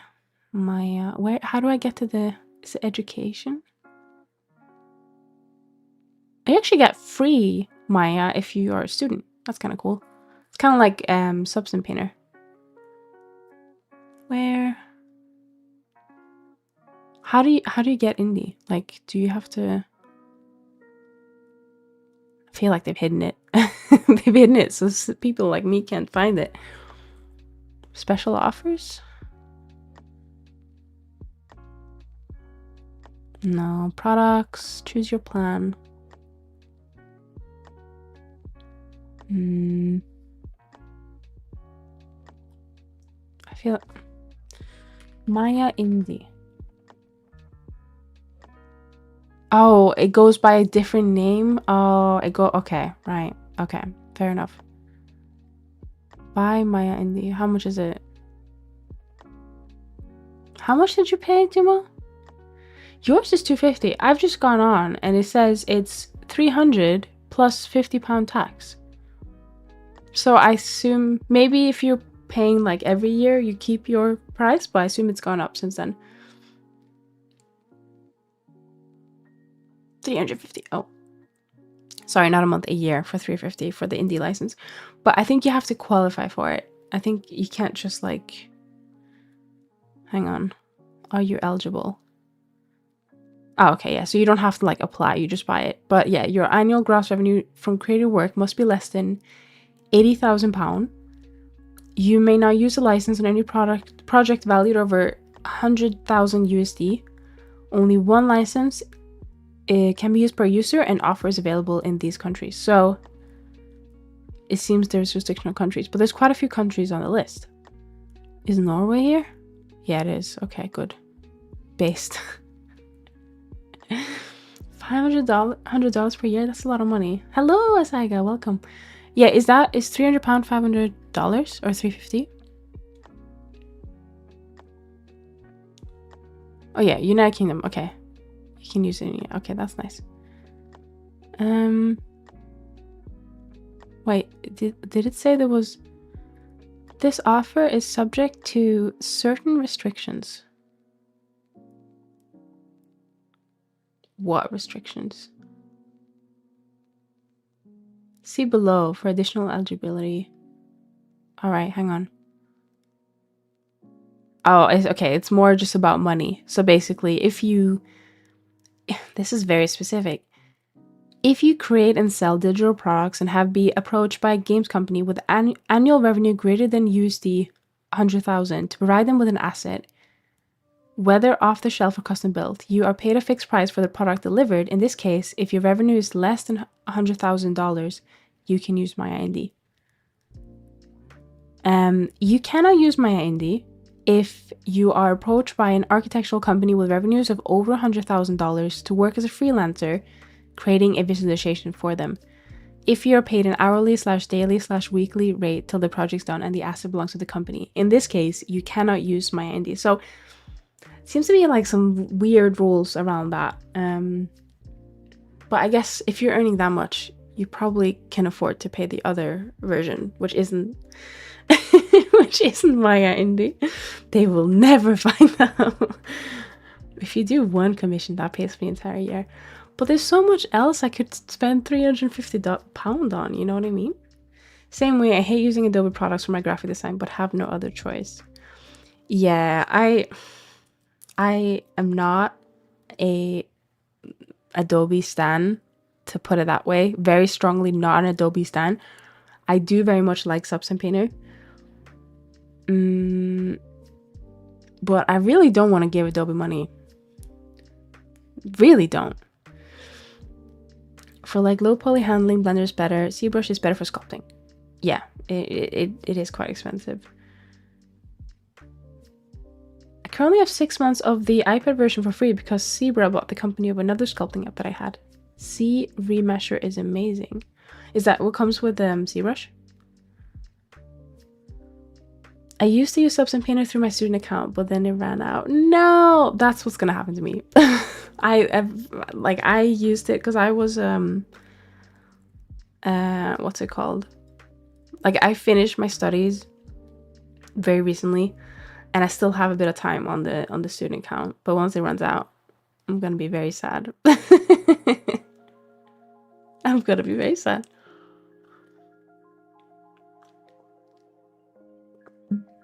Also, hello, Nagioth, welcome.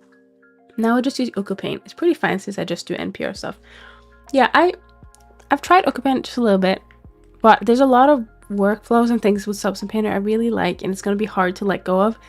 Like the pen alone, and not the pen, like the line tool thing they have is worth gold itself. But yeah, I might just buy like a standalone of Substance Painter and then cry when there's updates that I can't get because I am not subscribed. Do you know what I mean?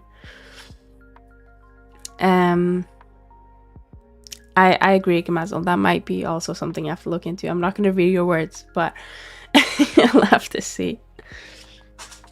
It is a really sacrifice, though. Yeah, it's going to be tough. It's going to be tough, but I don't have to worry about it anytime soon, hopefully. So I think that should be good. Let's see. I think, so this one, we should rip it here as well. And then I think we just need to like, let me just push this, oh, a little bit. Oh, wait, hang on. There we go. And then we can pull this underneath a little bit.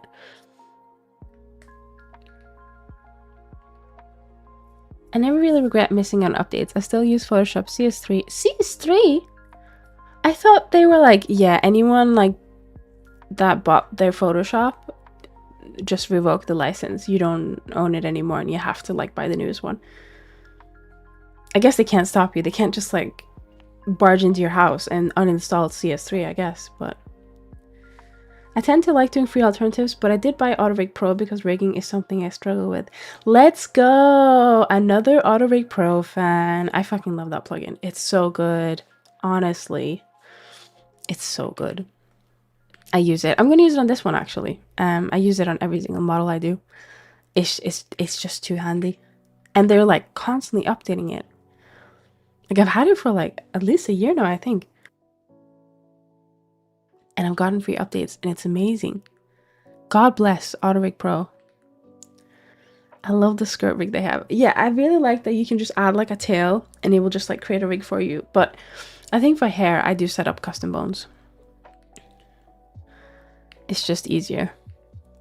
I also very recently bought one of their, like, it's like almost like a DLC for AutoRig Pro. So they have something called, I think it's Quick Rig. So it's a bit pricey, I'm not gonna lie, but it was very worth it. It basically allows you to, if you have AutoRig Pro, you can then take any rig, pretty much, any skeleton from like, say like a model has Rigify, or say a model has like a Mixamo rig or a skeleton, and then you can set it up with AutoRig Pro without replacing the skeleton itself. Like it will just do it for you and it's really nice. Sometimes you might have to select like specific bones, but it does come with presets, I think, if I remember correctly. So it allows you to just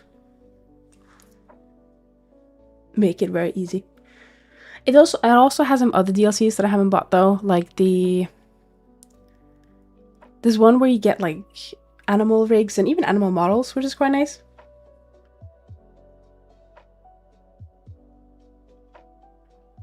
I've been toying around with the mouth rig lately and oh my god, it's so cool. I'm always in awe with it.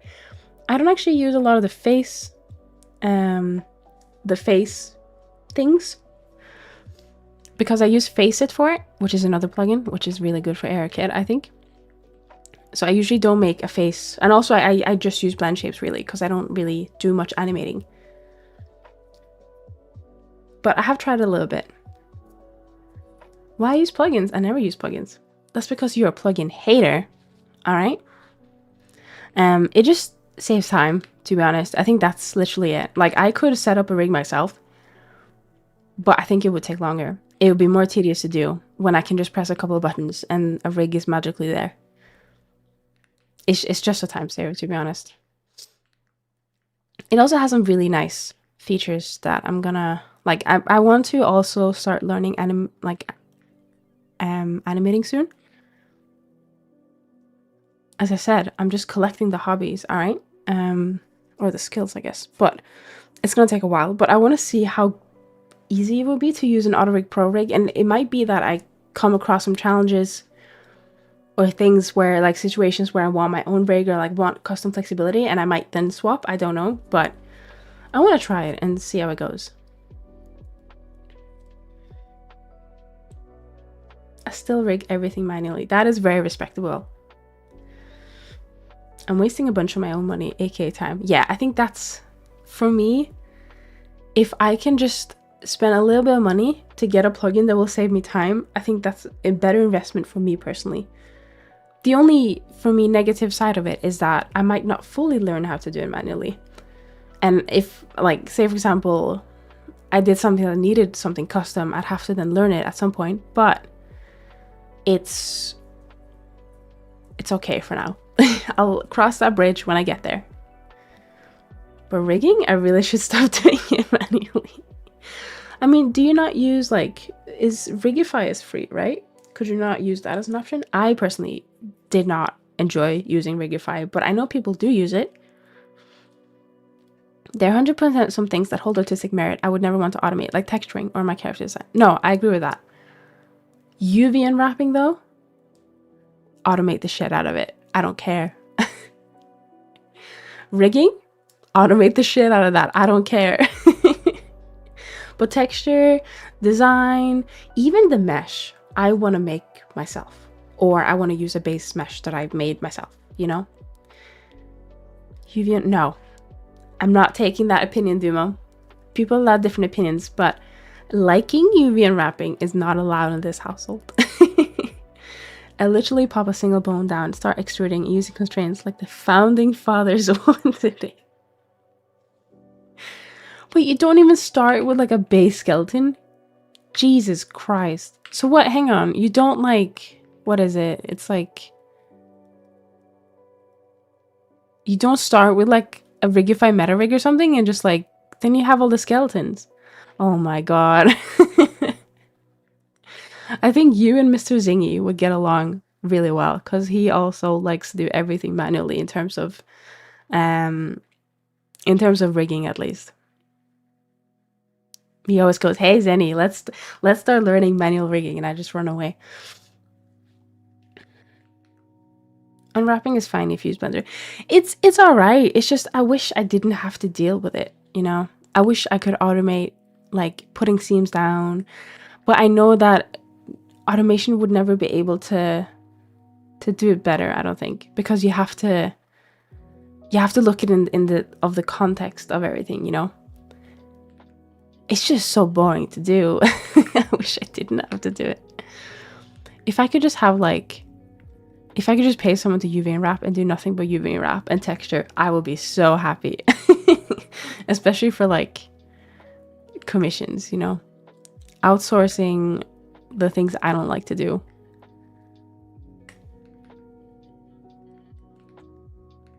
It also saves time because you're 2 people working on it, but I once spent 2 weeks, 8 hours a day UV unwrapping models for the animated kit show I worked on. The easiest 2 weeks of my life. Okay, so the thing is, if that is all you do, okay, so like, what happens if, okay, maybe this is a skill issue on my end. I think it is. But I guess my biggest issue with UV unwrapping is like, I'll do it and then I'll be like, oh shit, I didn't do all of it, or I missed a bit, or something's not right. And then I'm gonna have to go back into Blender and like fix it. And then I'm like, I know Substance Painter has a really good way for like re-importing the mesh, and it keeps it 99% of the time like it is. But that 1% it breaks, it fucking sucks. So yeah, I think that is a skill issue on my end. Base skeletons? No. The true 3D modeler starts from scratch with a single point and makes all the skeleton. The true 3D modeler starts with a single vertice, merges the default cube to a single deletes the default cube and spawns a single vertice.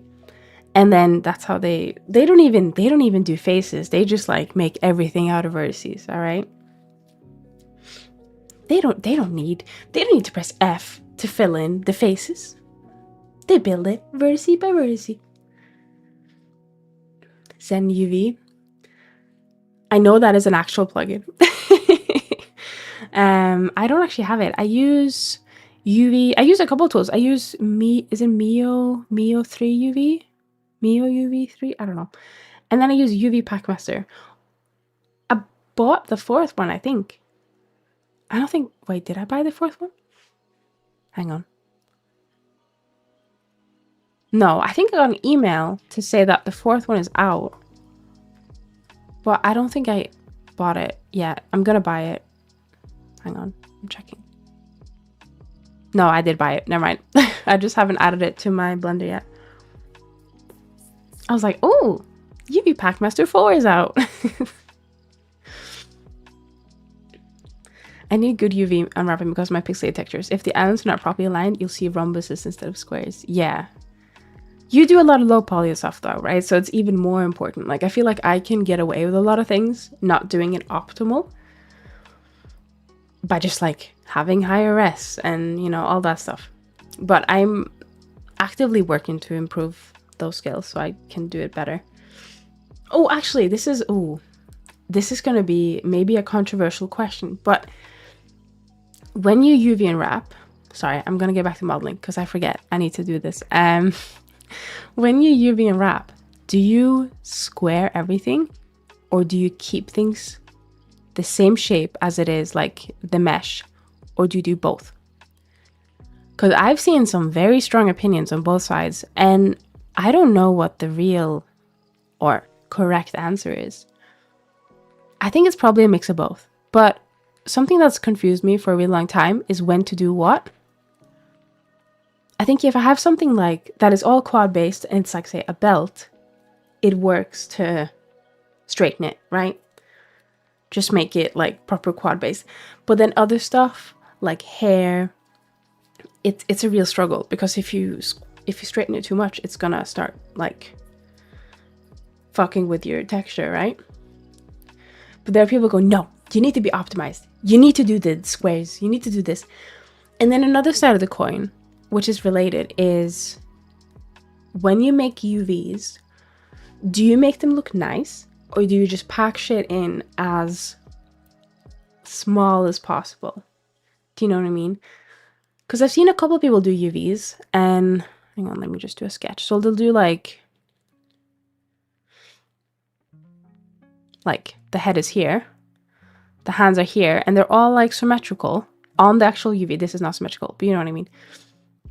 And the body will be here, like they'll make it look, and they'll like be fingers here or whatever, like make it look really nice. But it's not very optimized in terms of space. I guess the way that I've understood it, and feel free to correct me if I'm wrong, is that people do it that way if they're texturing in like a 2D program, like Clip Studio Paint, because then they can just slap a mirror down and call it a day, and then they can like start painting. And the same things go for straightening, right? But I never know like what, because I just pack shit in as tight as I can and call it a day. Like I try and optimize it, but I know it's not great because if someone else worked on it and they did it in a 2D program, they'd have a hard time. I paint on the model directly in, say, Substance Painter, so I don't care. It doesn't bother me. But it is a bit hard to edit, I guess, afterwards, unless you paint on the model as well.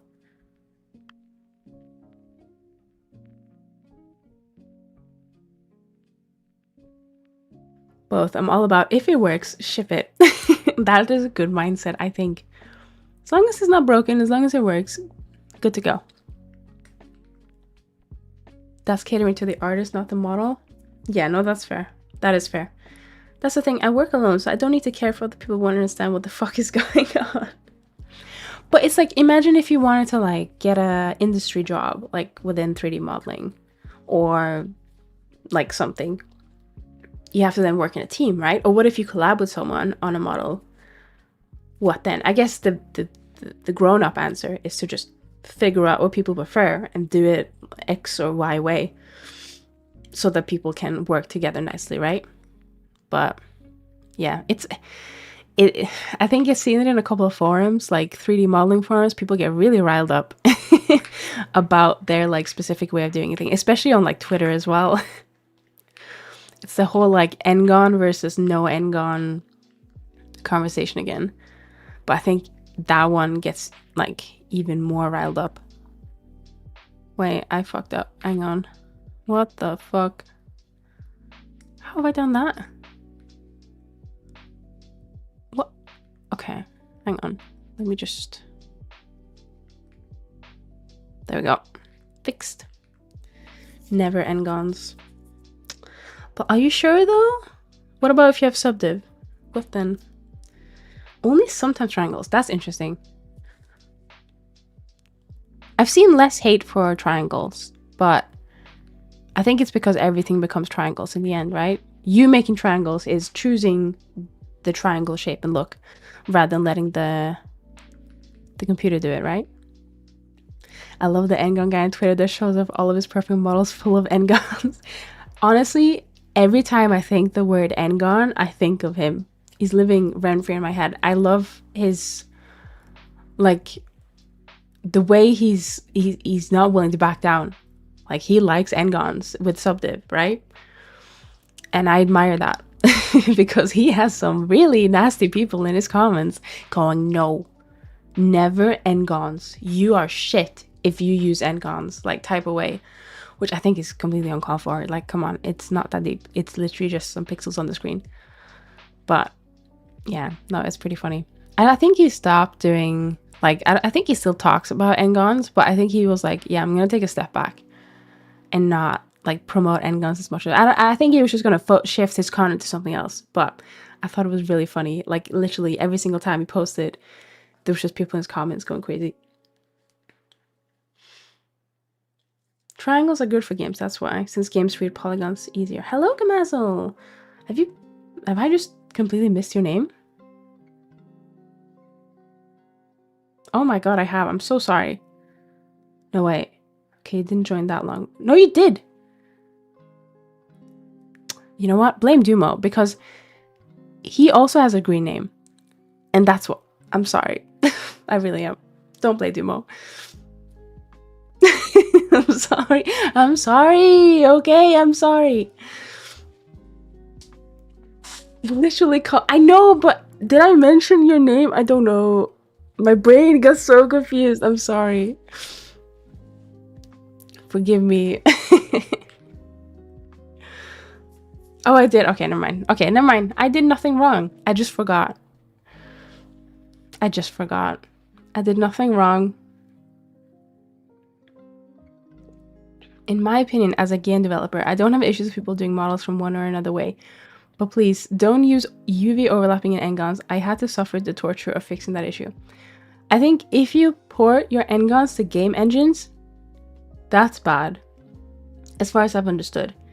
Game engines generally didn't... as far as I know, game engines don't like Ngons. They don't know what to do with them. They just make everything look like shit. But if you use subdiv modifier in Blender and you put Ngons in and then you apply the subdiv, that's okay, because then it turns it into quads or whatever. So it's fine.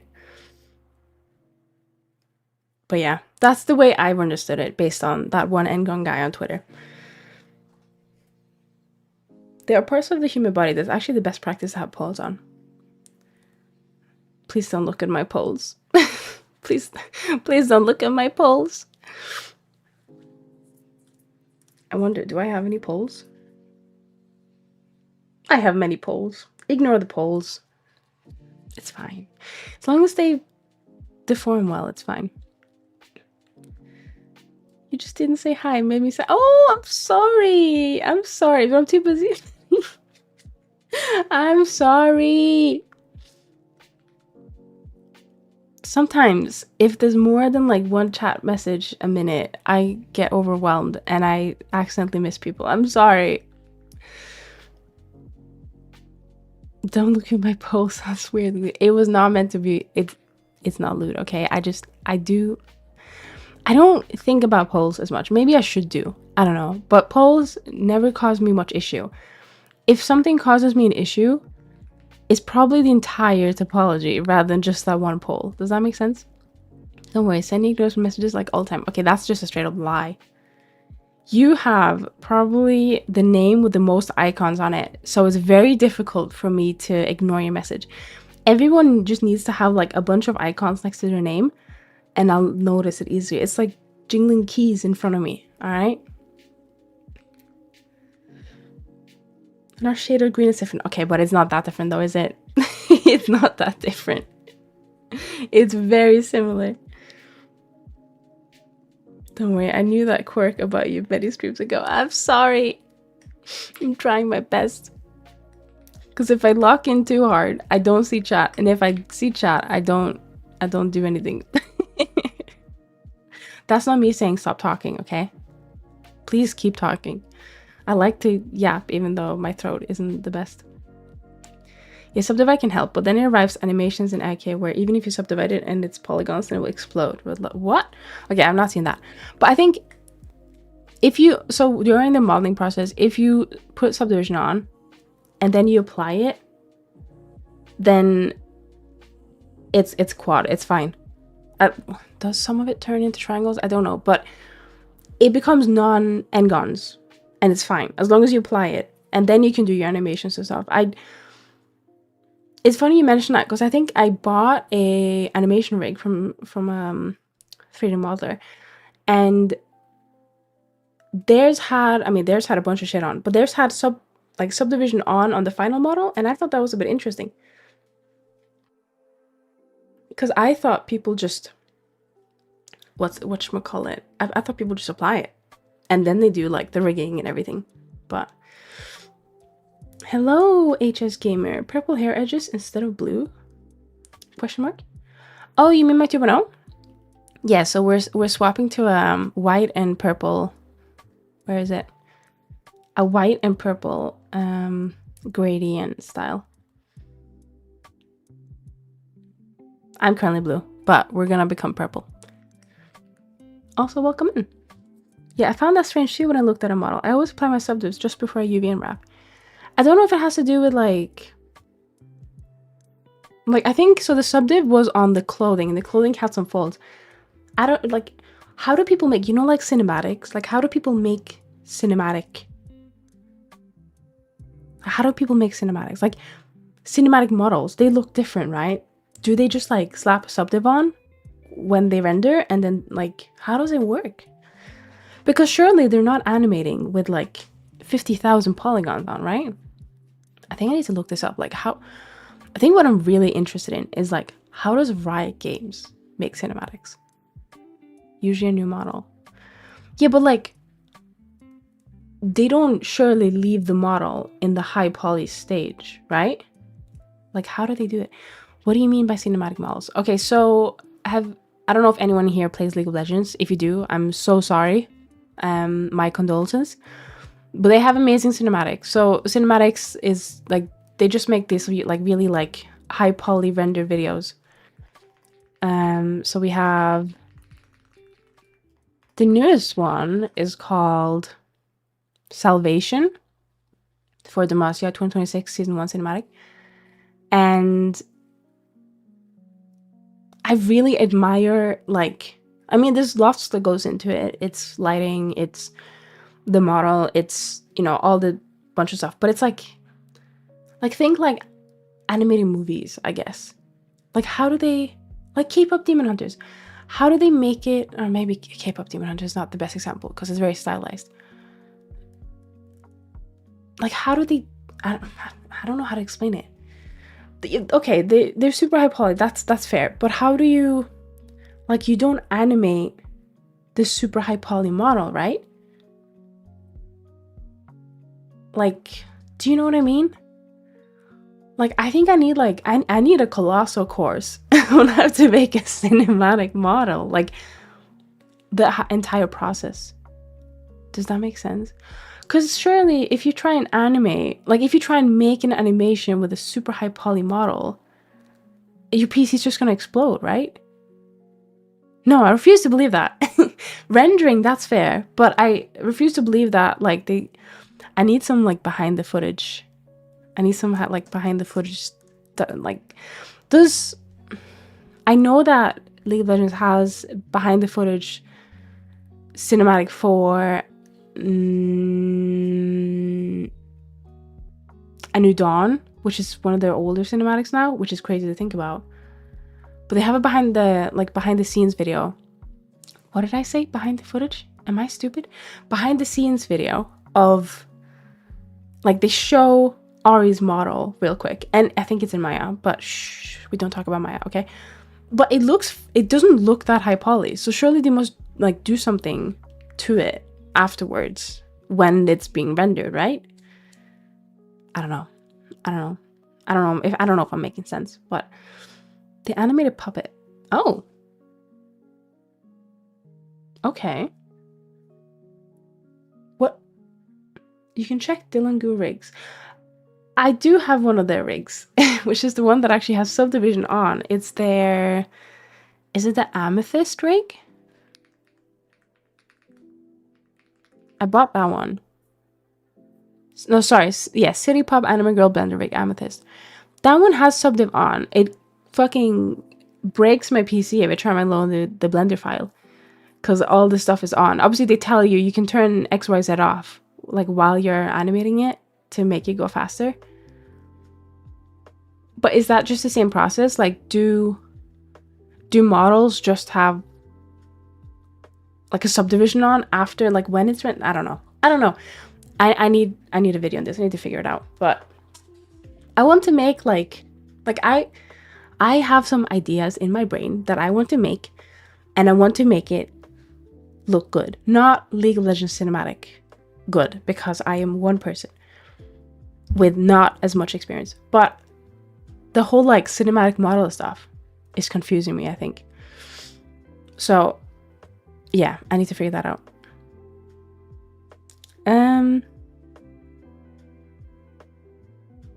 Hang on, my brain. Even if they use high poly, they got insane backup devices to back it up, no? I assume so, yeah.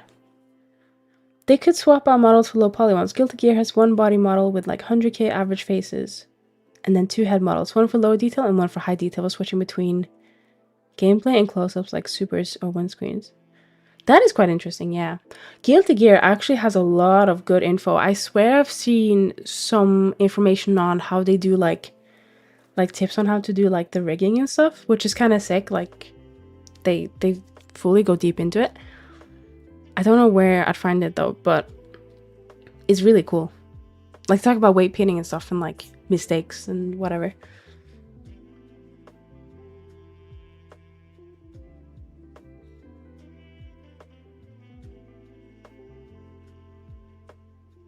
For one of the KDA music videos, the artist did a breakdown on oscillation, and you're right. It's crazy to see how they keep lighting / color consistent. I fucking love KDA. Oh my god. Oh my god. I was obsessed when it came out. On the animated show, we use super low poly models, and when compositing in Nuke, it used the Maya subdiv. Okay, that makes sense. Yeah.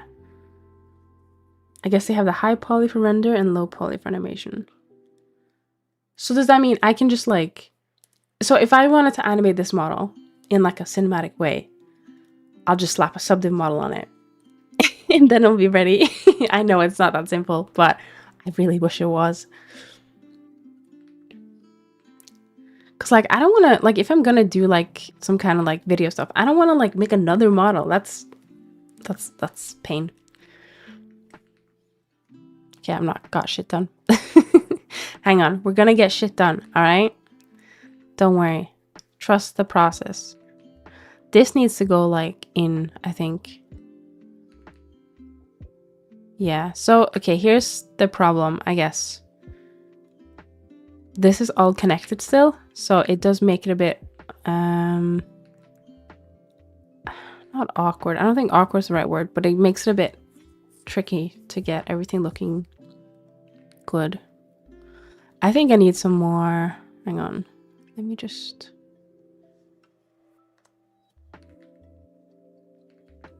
I need some more poly here because I keep forgetting I'm not using subdiv on this one, so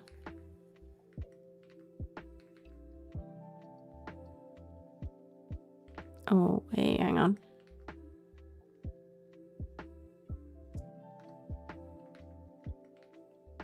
Oh, I think we need one here and maybe one here.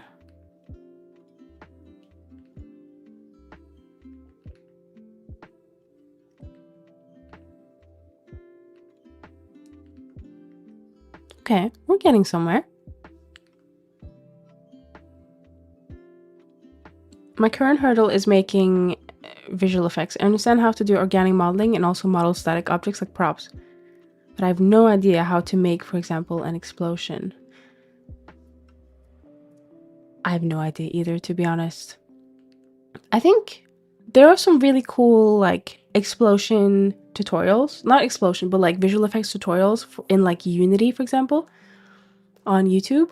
Because I remember having to look up some of them, and this is like one program, I can't remember off the top of my head what it's called, but it was really cool, and you could do like, you use a lot of like shader, graph nodes, things to like make cool effects, like a flame and stuff, and I thought that's kind of sick.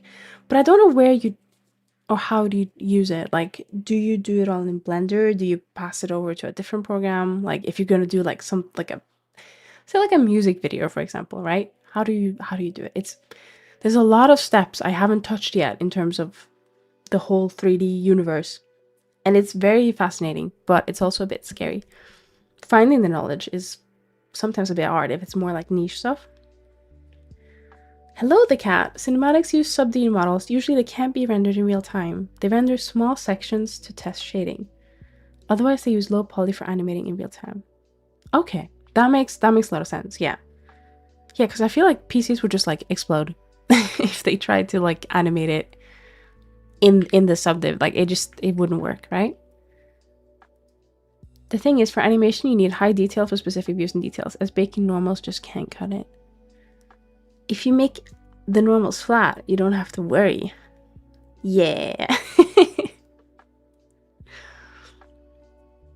You can make the high poly model, but then you can make a lower poly version that is just jank and you don't care. It's just a placeholder. Then link them and use that low one to animate. Okay, yeah. So it seems the general gist is have low poly or placeholder or whatever. I assume they have to have the same armature at least. And then animate it, and then when render, place the high poly one in instead, and there you go.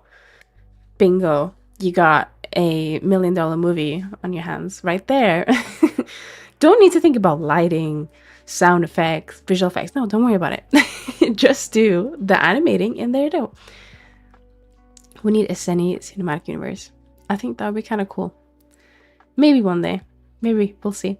I've just realized I forgot to snooze the ad because I was too busy yapping. So the ad is going to start like literally about now. So we're going to take our break now so that no one misses all this beautiful Blender progress that I'm doing. And then we'll be back in about 3 minutes. All right? I'll see you guys very soon. Actually, one more message here. Also, some scenes in cinematics can have 100 gigabytes of data. They can't even be rendered on GPU. They don't have enough VRAM. They use render farms to render final versions, and they use CPU. That is wild. I just want to make like my cool fighting scene. Why does it have to be so difficult? No, but that's very nice information. Thank you. I feel like that's what everyone's just been telling me, and I've just been like, but how do they do it? How do magnets work? But yeah. It's good info. It's good info. I think all my VODs are saved, so I'm gonna have this knowledge forever. Muhaha. But yeah, we're gonna take our ad break because it's literally just started. So BRB.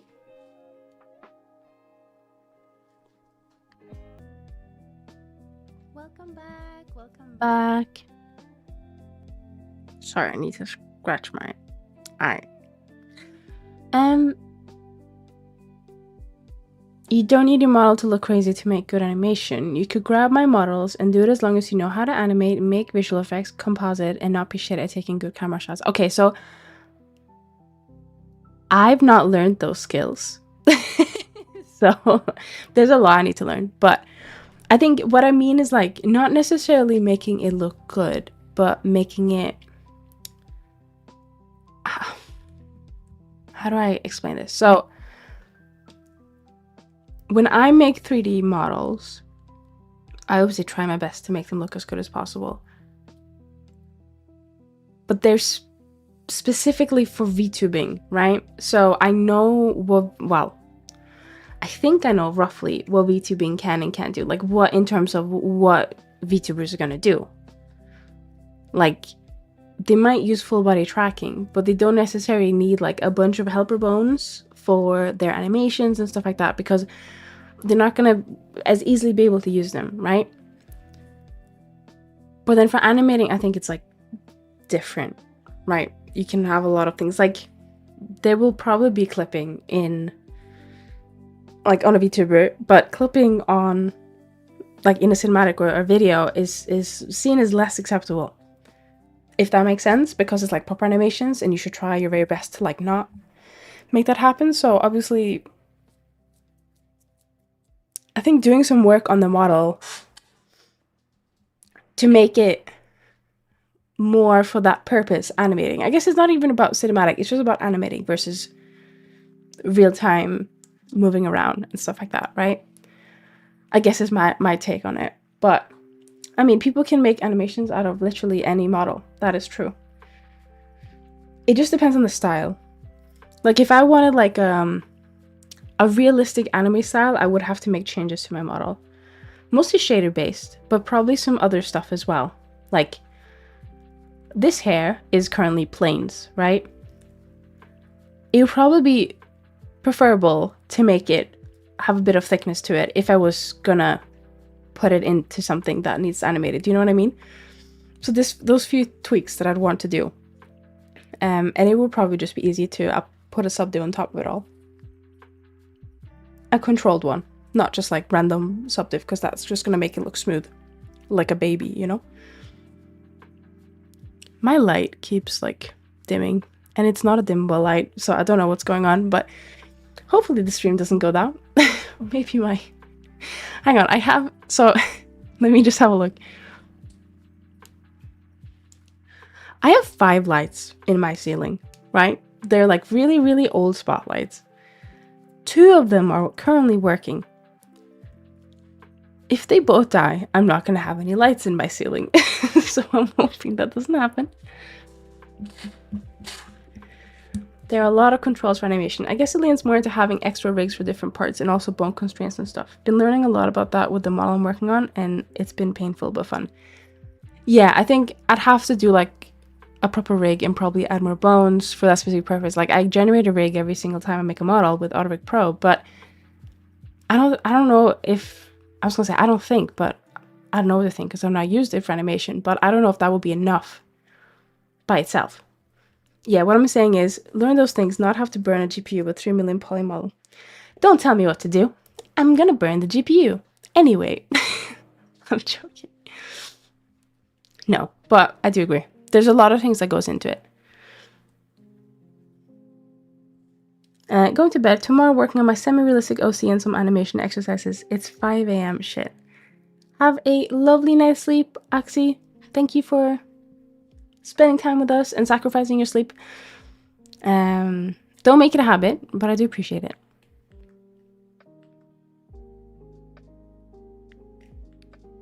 Let's see. Okay, let's you know what, we have like 1 hour, half an hour left. Let's do some stuff. I too should go to bed. Bye-bye. No worries. Thank you so much for stopping by, Dumo. I hope you have a good night's sleep too. Let's see. So okay, so I think we need to add some more loops, I think, because currently it's very low poly.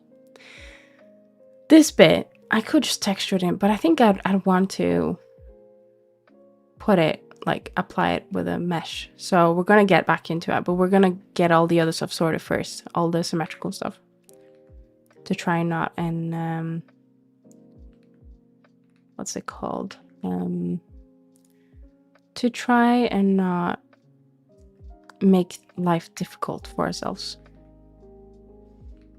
I also need to figure out what I want to do with this, because like it's gonna have this, I guess it's gonna have this hair, so that will like hide it. But I need to figure out what I'm gonna do with this, because I guess it's quite thick here, so maybe it would be worth making it with a curve, like a really flat curve. Have you ever looked at anime models from different games and stuff at the models resource website, by the way? I don't know if I've looked from that specific website. Let me double check, because there's one website I know of that has a lot of good like game models. Yes, I have been on that one before. I've looked a little bit. I think the last time I went onto this website, it was because I was trying to look for like a specific type of rigging with like, so I had to make a model that had a cape that went over the shoulders. And I was trying to figure out how other people had tackled that solution. I realized that Swain from League of Legends was my answer, and I was able to figure it out. But I was looking at a couple different websites to try and look at like how other people do it.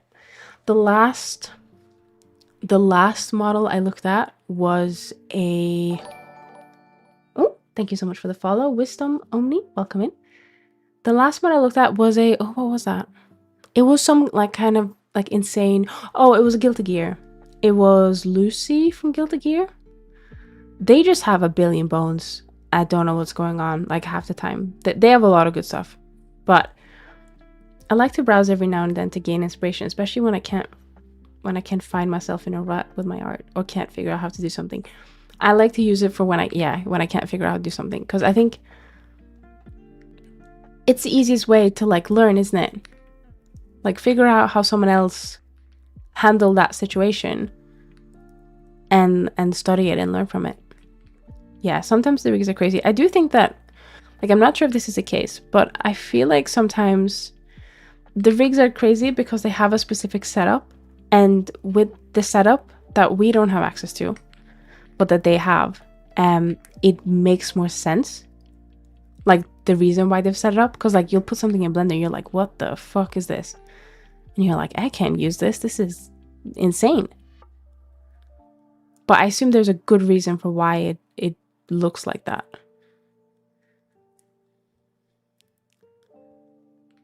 I guess we need to, like, we can get rid of this one as well, because we don't need that anymore. Think about game models rather than cinematics. They have corrective bones and or corrective blend shapes, maybe twist bones. I don't come with other differences with VTuber models. Yeah, no, so when I make VTuber models, I don't consider them as cinematic at all. But what I was going to say was, like, I'm making this model, which is a VTuber model. I don't want to make a brand new model unless it's for a specific, like, a different style, if I were to put it in some kind of cinematic or video. Like, that just seems like a waste of time, unless it's for, like, a specific purpose. So what would be, like, the best way to make it not VTuber centric and more like suitable for quote unquote high definition rendering, I guess.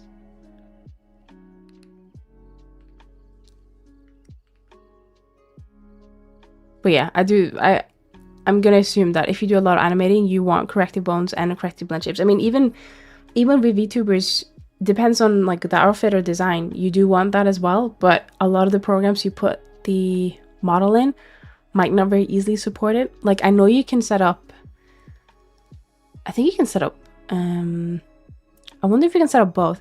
I know you can set up corrective shape keys in Naruto, for example, relatively easily, but you do need to set up a blueprint for it to get it to work, unless there's like a plugin or anything. But it's not like super difficult to do. But then say like in VR chat, it gets a little bit more complex. I've heard someone use contact drivers? No, what is it called? Contact receivers and senders and stuff to do it, to like get it. But then it gets very complex. Like, it's not intended for that use. So people have to find like hacky ways around it. Guilty Gear models look insane. I saw a post about Chip and the model itself was barely invisible underneath all the bones. Yeah, I really like the look of Guilty Gear models. They look amazing. But they are a bit crazy for a specific reason. Or for like a... like they have to kind of look like that to look so good. Thank you so much for the check-in, Mecha Miniatures. I hope you're doing well. Oh wait, I missed one. I missed more than one. Oh, there we go. I'm gonna make them a bit more thingy. Why is this so twisted? Oh, I think it's because I did the... I get it, yeah. I think I need to adjust it now. But that kind of twisted again because of how I'm doing it. That's fine. It's okay, we can untwist it because I can just do this. That should be fine. That game is so much fun till you go online. I've been playing that and Blast Blue since they came out, and I've always been terrible at fighting games. I thought I was pretty okay at fighting games when I was younger. I just played Tekken. I really like Tekken. I really like playing as, what's her name? Lily from Tekken. Like, I loved everything she did.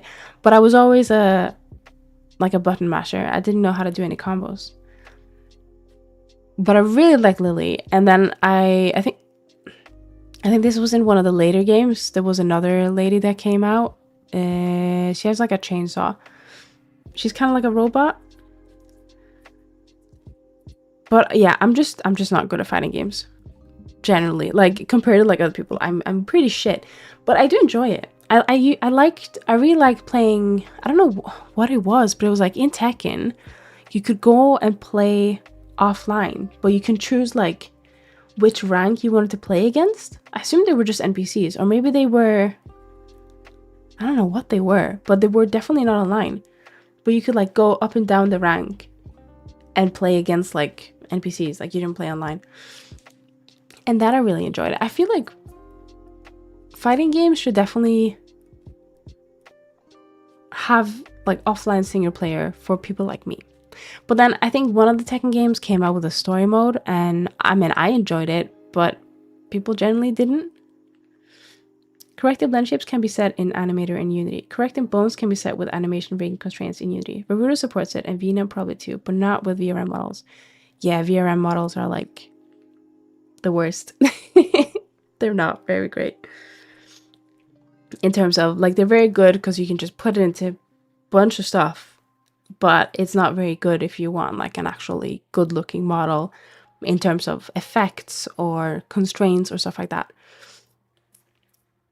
What do you mean with corrected blenders can be set in Animator though?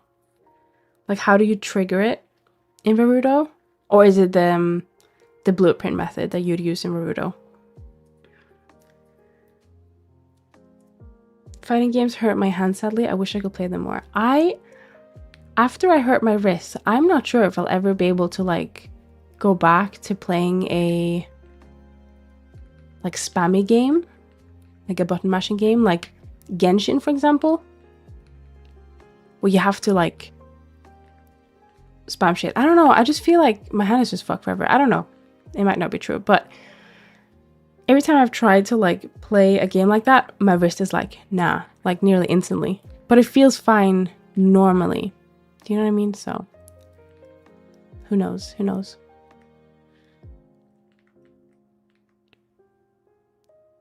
Also, by the way, are you multi-streaming? As it seems you're planning to... Yes, I am. That is right. Dude, I button mash on games I don't need to button mash. That's valid. 100% valid.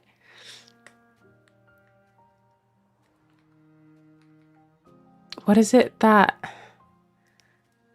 there's like one game where you like keep pressing the button, but it's not gonna make it go faster. But you keep like people just keep spamming me anyway. I can't think of it at the top of my head now. My brain is just like mush.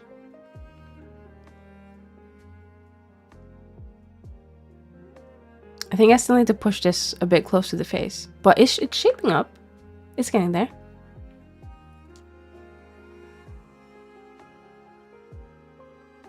Oh, I see. Thanks for telling me. Also, hi. See, I don't know if I'm allowed to mention it. That's the only problem. Which is why I like don't mention it a lot. Twitch TOS and all that stuff. But yes, hello. Like Enfield, I just need to hold down the mouse button to attack, but I just rapid fire click like my life depends on it. No, that's fair. I've not actually played Enfield, but I tried playing Zenidora Zero, and even just like those... It wasn't button mashing, but just like clicking the mouse quite a bit. I didn't like that. My wrist was like, nah, what the fuck are you doing? What sort of games do you play? So I haven't really played much games recently, but generally I play League of Legends if someone asks me to play ARAM. And I play, I've been playing a little bit of Hytale recently. That's quite fun. I was playing through the, oh my god, Phoenix Wright Ace Attorney series, which I haven't touched lately just because it's on the Steam Deck, and it's the whole like holding a controller thing. My wrist doesn't like that. But then when I was sick during Christmas, I tried a couple gacha games. I tried Reverse 1999, which was quite good. I really like the story. I want to play more of that. A couple different games. Let me look at my Steam. I used to be like League of Legends only, or I'm not bothering. But now I enjoy single player games. Kingdom Come Deliverance 2 is one that I like, probably one of the few games I've fully finished. I still need to finish the hardcore mode. See, I will maybe at some point get back to Elden Ring. We're gonna finish it maybe. I'm not gonna make promises, but I do want to finish it.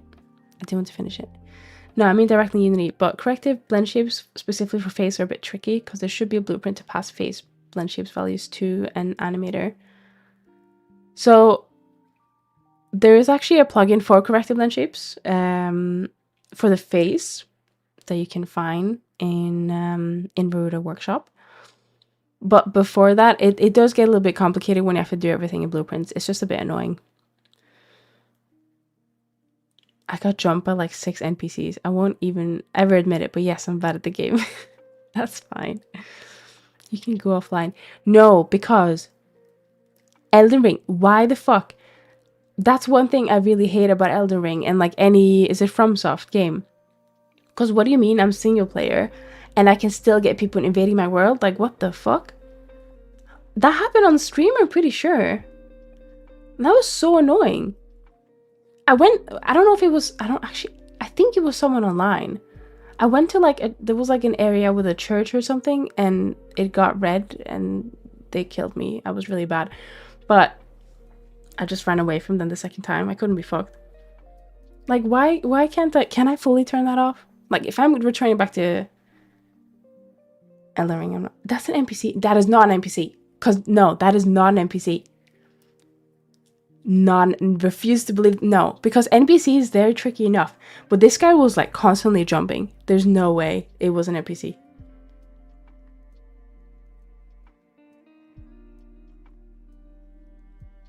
There are some NPCs that are red. They look like invaders. I don't know, maybe it was an NPC, but he looked and felt like a player. Like, he was constantly jumping, and I fucking hated it because I just want to play my single player. It's hard enough playing Elden Ring against real NPCs.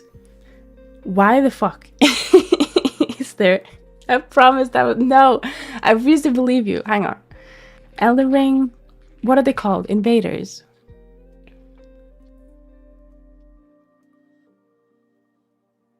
NPC invaders. Hang on.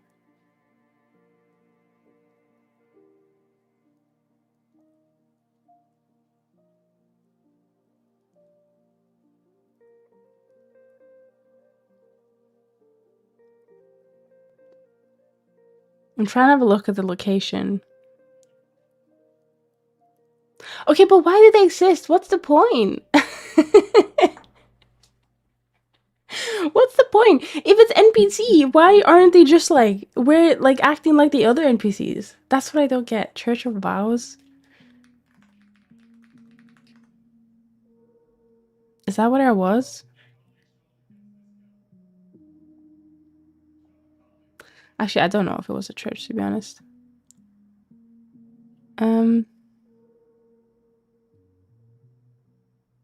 No, I don't think it was there. It was quite early in the game. Oh, it's been so long. I do not know. Was it a church? It was like a small house. Maybe it was, I don't know. Smoldering church? Oh, I've just... Hang on. Around the table thing? The one that bows first? No.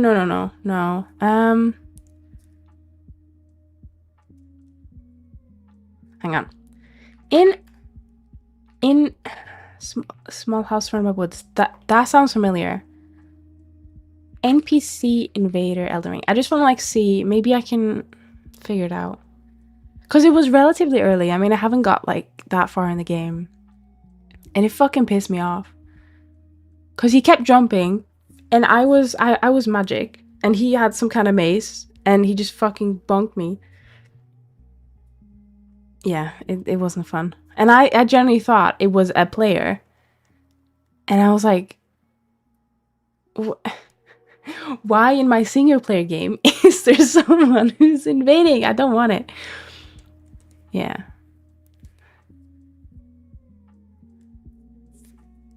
The whole Dark Souls series has had NPC invaders. Yeah, that's what I mean. Like any FromSoft game pisses me off because why do they do that? Maybe Revenge Strike. I'm not sure. When I've googled NPC invaders, there seems to be a lot of locations where it can happen. And I think the first time it happened, I just died because I don't think I could run away.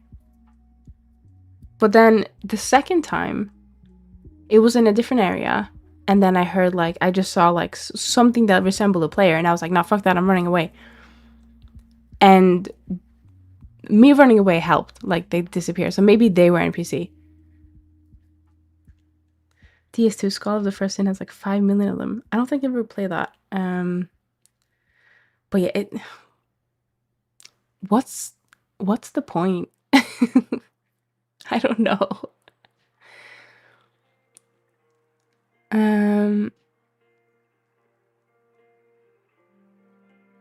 Sign available for you to, yeah.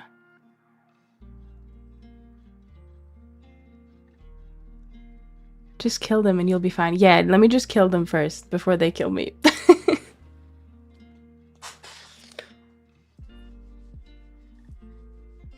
Yeah, I mean, so I'm not very good at Elden Ring in the first place. I think that's why it pissed me off because I'm already struggling fighting like the tiniest of enemies. Why is this person hunting me down? I don't get it. So I think that really annoyed me because I'm not very good at the game. And I think that's something I've realized I don't like about the FromSoft games is that it for me it punishes risk.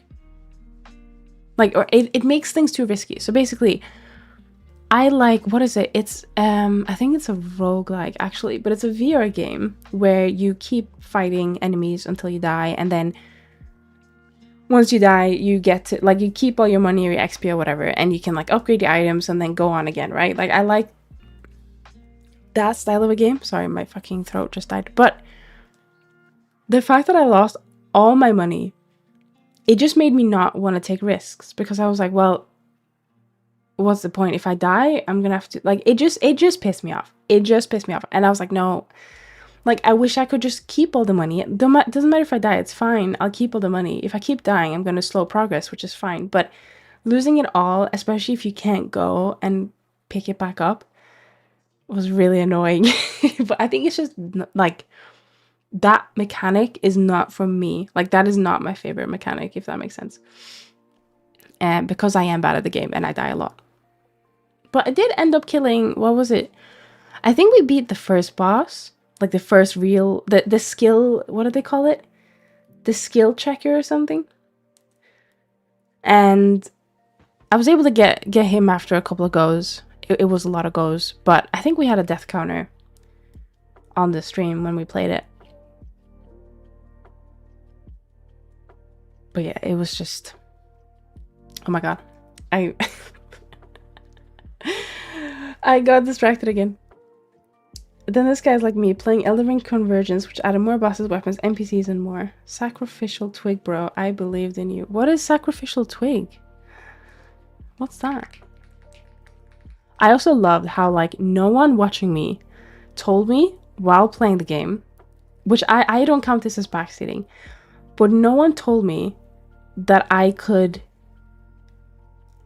use my money or my runes or whatever to level up. No one told me. So I think I spent like quite a couple of hours in the game. Oh no, wait, no, sorry. It wasn't that I couldn't level up. It was the fact that I picked up these coins in my inventory and I could make them into money and no one told me. So I just had like a bunch of those, like, I don't know what they're called, but it's like the things that you like, you redeem so you get the money. So I just had a bunch of them after a couple of hours and I was like, what? Why did no one tell me this? But I don't consider that backseat. That's like basic mechanic, which I just didn't read, I guess, or didn't know about. When I play VR, I play Battle Group VR and make a fleet. I've never heard of that. Battle Group VR. It's a video game. First-person real-time space strategy where you lead a fleet of powerful warships into battle from the bridge of your own. Oh. What was that game that I play though? Because it's actually a really good game. I think is it Until You Fall? Yeah, it is Until You Fall. I really enjoy that one. The music is amazing as well. Oh, I want to play more VR. I want to play VR on stream one day. I have a headset. I haven't figured out like what to play. VR chat is a bit of a double-edged sword because like lots of people use VR chat, right? So it's easy to set up, but you don't want to go into public lobbies. You're gonna get fucking banned the first time you go into a lobby because there's just gonna be screaming children saying really not nice things. Yeah, Until You Fall, that's a game. It's really good. I quite liked it. The crushing animation, like when you crush the thing to like choose oh, so good, so good. It's on sale actually as well. You gotta read it. Everything has descriptions. Okay, but Elden Ring has a lot of text. It has a lot of info. You think I can read? No, I do try and read. That's one thing that pisses me off when I watch Jerma, because he's probably the worst streamer in terms of not reading what to do. Like there will be a pop-up that comes up and then he'll be like, oh, okay, I'll figure it out. And then he won't figure it out. And then the chat is like going, oh my God, this is what you need to do. It actually pisses me off sometimes. So I don't think I'm that bad, but I get it. Sometimes when you just like, you're streaming or whatever, you're playing the game, you don't pay attention. It's me. I don't pay attention. I try to though, because I like reading things out loud. Sounds a bit weird when I said that, but there's simple and advanced menu for the items. Simple is enough. I think I definitely do want to give it another go. Even if it's not like my favorite game, I want to finish it. I want to see the end. I want to, I think I've heard what happens at the end, but I want to make the good choice. So, but I want to play a game, not read a wiki. I think there are some games, like Elden Ring has a lot of words, has a lot of things. Some things don't really make sense, like to me. Like when I read some stuff, I was like, what the fuck? So I had to Google it and but oh, okay, that makes sense. But the description confused the hell out of me. But I think it's generally a very good game, so I do want to like finish it at some point if I can. And I did actually enjoy playing it. Like when I started understanding how it worked and started like once I beat the boss, that was very exciting. But then that took like 30 deaths or whatever to try and do it. But then I realized that, oh shit, if I can't beat the boss, I probably just need to level up because it's probably the easiest way to beat a boss. You can't just, I mean, you can.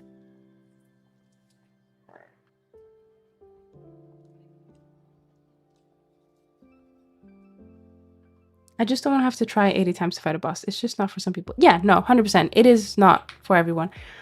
I generally like try not to play those games.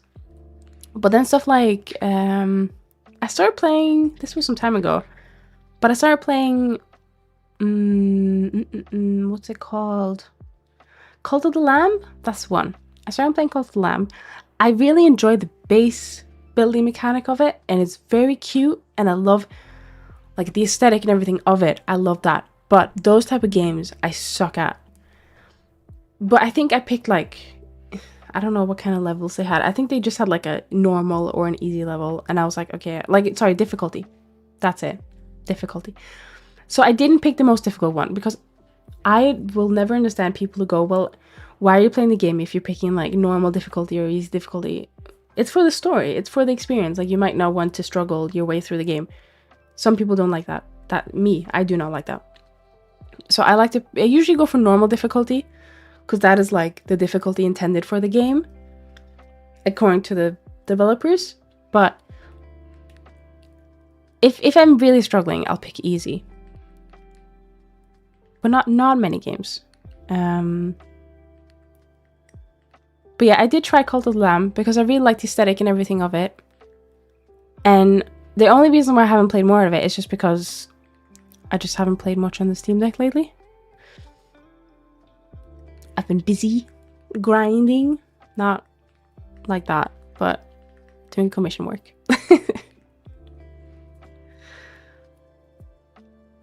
Some people enjoy that though. No, yeah, that's fair if they do. Very true. I enjoy it so much that I failed 100 hours. Oh my god. What is your... Okay, this... So you really like those type of games. That's fine. But what is like your worst nightmare in terms of video games? Like, what is a game or a genre that you cannot stand? Because I do find it quite interesting. So like...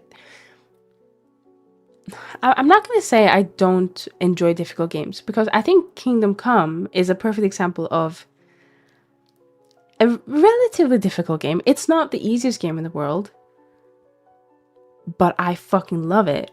Like, at least the second one. I love the first one by proxy because I love the second one so much that I can stand all the like non-quality of life improvements that the first one had compared to the second one, right?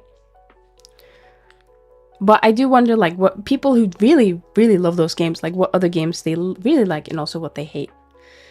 I haven't played Kingdom Come 2 yet. I love the first. Oh, you should play it. I started with the second one because if I had started with the first, I would have never played the second one. I never, like, bothered going for achievements, like, all of them. But for Kingdom Come Deliverance 2, I really, really want to. I just haven't had, like, the time yet. Just because I'm focusing on commissions first. But... you should totally play it. It's so good. And I think all the DLCs are out now as well, which is really nice. I haven't actually played the new DLCs yet, but I've heard they're really good, so I'm excited to try them once we continue our stream playthrough. But I also need to do a third playthrough myself because I fucked up getting one of the achievements. At some point I will this year. I just need to get some work done. No, that's fair. I think I used the game as like a major escape from my uni responsibility. Not even escape. Well, it was an escape, but not in the sense of like, I'm not doing any of my uni work. I'm just going to play this game. It was more of like I have 20 minutes of downtime before I need to start my uni. Like uni work. I'm going to jump on Kingdom Come Deliverance 2 and play the shit out of that. Probably a little bit longer than 20 minutes, but that's okay. But now I don't have any more uni, so now I don't have that, like, struggle that I need, that downtime. So I just haven't really, like, played it as much as I did. And let's do connected only.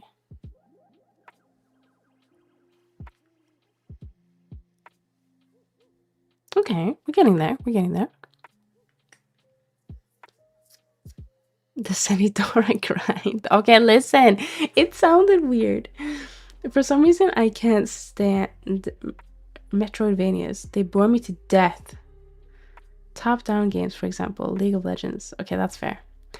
I don't think anyone really likes League of Legends. I think people have just played it for so long that they don't know anything else in life. It's comfort. That's how it is for me. I started in season 4. Which doesn't... It sounds quite impressive now, but it didn't... Sure. But, like, I can still enjoy... Well, enjoy is a strong word. I can still have a good time as long as I don't play it by myself. I guess. I like playing it for the people. I like playing it to have people to play with rather than playing the game, if that makes sense. Like, that's how I used to get a lot of friends when I was a bit younger. Like, it was the easiest thing. You find someone and like, oh, you play League? Do you want to jump on? Like, you might have talked to them for like 10 seconds. And then they go, oh yeah, sure. And then like you became best friends in one game, you know? Not very healthy, mind you, but it worked. It was a very easy way to make quote unquote like friends, like people who you could play with all day for hours on end. You might not be like very good friends, but you'd be good enough friends to play League, you know? I did that a lot with Monster Hunter when I was younger. I actually bought, I don't know which Monster Hunter game I bought, but I bought one because I was going to play it. But then I just haven't played it a lot. I like the concept of it a lot. Is it only on... No, it's on Steam now, right? Or am I crazy? I want to give it another go. But it does seem a little bit complex for me. Like, based on the information I've been looking at. Let's see. Oh, we need to do this properly. I've just realized. Because look, we have a strand here that we need to separate. So let's get rid of you.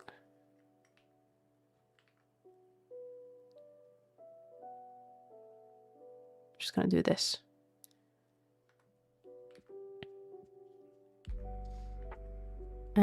We're gonna put, let's see.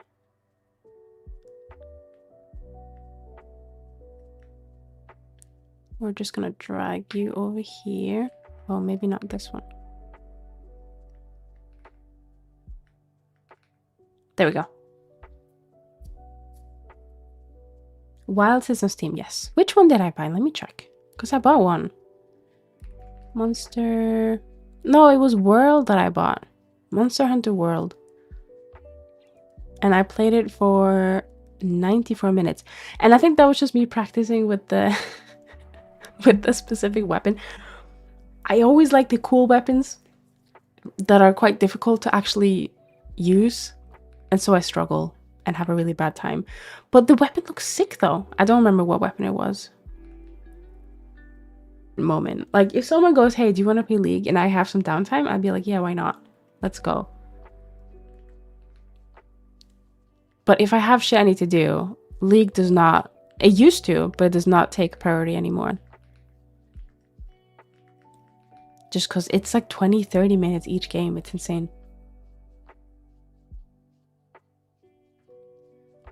Oh, World is great. World still has an active player base despite how old it is. Wait, is it really old? My friend wanted me to play, but I say no every time. Aww. I just play Era Mayhem nowadays when I'm taking a break from Blender stuff. It's 8 years old. Oh shit. Oh, Fortnite. Gotcha. I never got into Fortnite. I wish I did because they have a lot of cool stuff. But the skins are also mega money. I played it a little bit when it like, you know, like what Fortnite is today came out basically, like the base building stuff.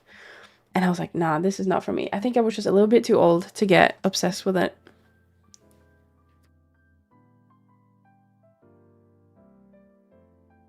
That's not to say that adults can't get into Fortnite. It's just, I was at that age when I tried it that I was like, oh, Fortnite is cringe and for kids. But it obviously isn't anymore. Or probably never was, to be honest, because it's a video game. Any age can enjoy it. It just wasn't for me. But yeah, Era Mayhem is pretty decent. I like playing that one. What I don't like is talking to people on the game anymore, though. Like, as soon as someone says something bad in League, like League chat, I'm just like, report instantly. It's so, feels so vindicated when I get a, oh, this person has been penalized. Like a message that comes up. Fortnite is too much in my opinion. I miss OG. Oh my god, I remember when I was blowing up, everyone at school would be playing it and never understood the hype because I didn't like it. I was an Apex Legends girly. Yeah, I think for me, I was just like, it was at the wrong not wrong point in my life, but it was like at the wrong time in my life where I was like, nah, Fortnite, don't like it. I could probably try it again and have fun, but again, it's like the whole, like, I don't like shooters very much. I'm not very good at them.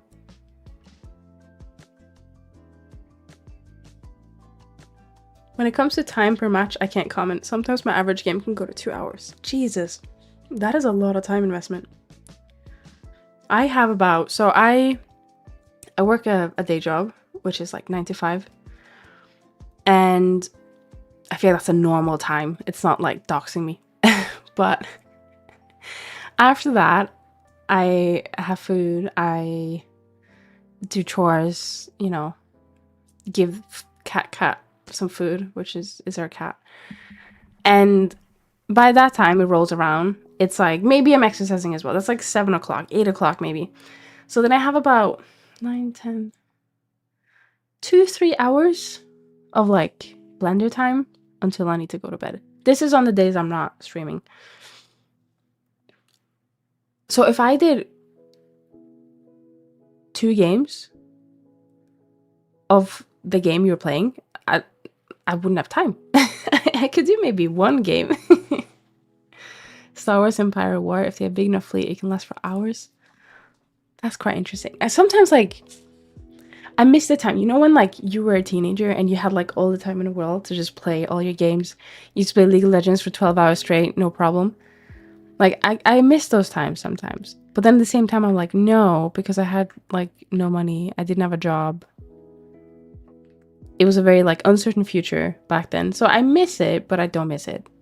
I wish I could have like best of both worlds. Like I say all the money that I have. I don't earn like a bunch, but get the money that I get now, but without the job. That would be amazing. How cool would that be? But yeah, I don't think that's gonna happen. So maybe when I retire, when I'm like 95, I can enjoy just playing 12 hours of League of Legends again. I think that would be good.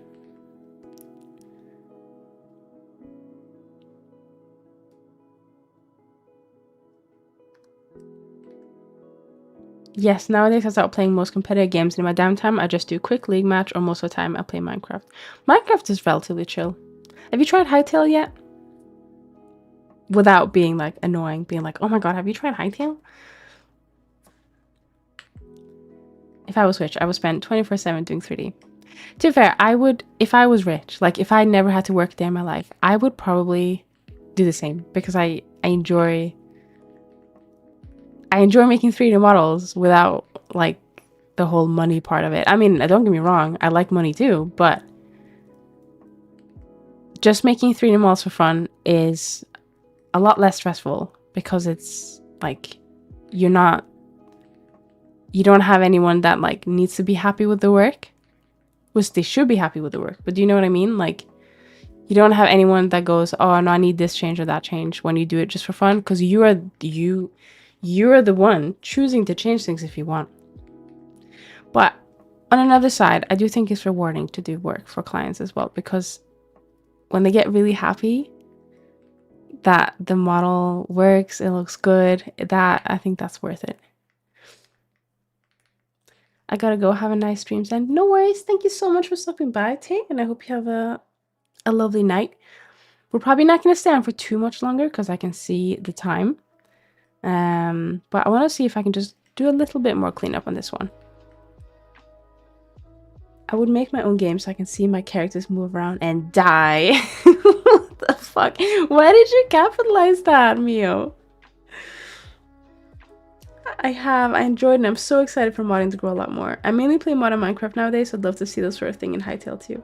I think, honestly, it's rapidly like getting there. Obviously, it's gonna take maybe, I'd say like a year for it to get fully up. But there's a lot of Minecraft modders that are also making mods for Hytale, which is really cool to see. It really is.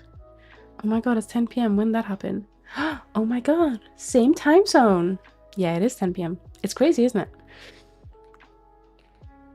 It feels like just like an hour ago I finished work and was like, oh my god, yeah, it's stream day today. Competitive games can be really stressful as people really take them too serious. Also, Minecraft is a great game, and with mods, it really opens up new experiences. Yes, no, 100%. I think that's why, like, it reached a point to me, like, this was when I was a teenager or like early adult, but it reached a point with me with like League that if I played bad and someone was shit talking me, I would get like IRL upset. And I think that is just not healthy. So I was like, okay, I don't think I consciously like decided to stop League. I think I just distanced myself a little bit and started doing art. I think art got me distracted enough from League of Legends. So, but now I think I don't have that mindset anymore because I don't take the game seriously. Like, I still try my best, don't get me wrong.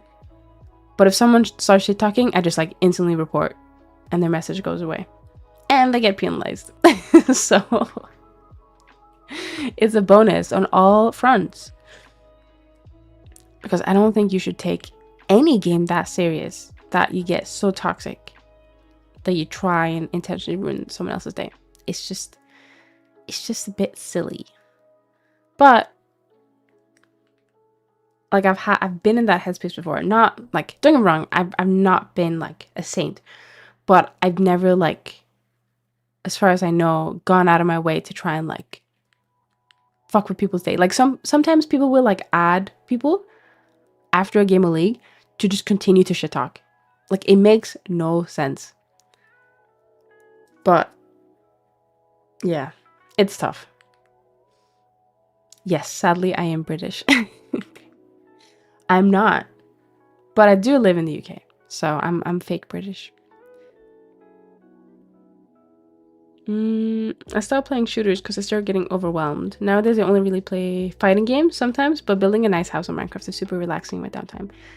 Honestly, I do love playing Minecraft, but sometimes even that gets me stressed. Like, I think lately I've discovered that so-called job games, depending on the mood I'm in, don't make me feel relaxed like video games do.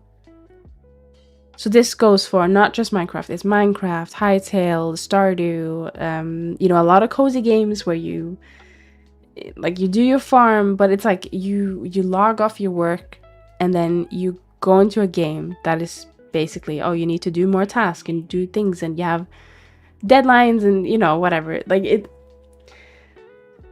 job games or games like that, they're not as relaxing as they used to be. I feel like if I didn't have a job, they'd be very relaxing because I'd have a purpose. But yeah, it's hard. I find I like narrative games now, and like the Phoenix Wright or Ace Attorney series, very fun. A little bit stressful when it fucks me around and goes, oh, you're gonna lose like 5 points if you pick the wrong answer, and of course I picked the wrong answer. I also didn't realize that you can just save at any time. So I would play like, I would gamble, pick the wrong answer, and then like quote unquote lose the game, and then I have to play through the entire section over again, and that pissed me off. But it's all right. It's all right. It was a skill issue yet again on my behalf or on my end. I just make factories. I'm very mixed in what I do when I play modern Minecraft. I don't think I've played vanilla Minecraft in so long. I really like modern Minecraft.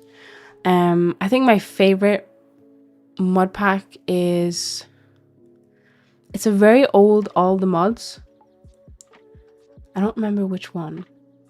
I also really like the sky ones where you're like stuck in the sky and you have to like build your base from that. Those are challenging. Those are nice, but I don't play them for very long. Call of Duty can be the worst for that. My god, someone told me to do something horrid because I killed him. Jesus, yeah. Things like that just isn't, it's not right. It shouldn't be like that. But unfortunately, people do get too invested in the video game, and they think that, oh, like, I've generally heard people say, if you're not good at XYZ game, then uninstall and never play it. It's like, my guy, people just want to like chill after work and just play a round of League of Legends. Come on. It's not that deep. And this is like non-ranked games as well. It's kind of crazy, but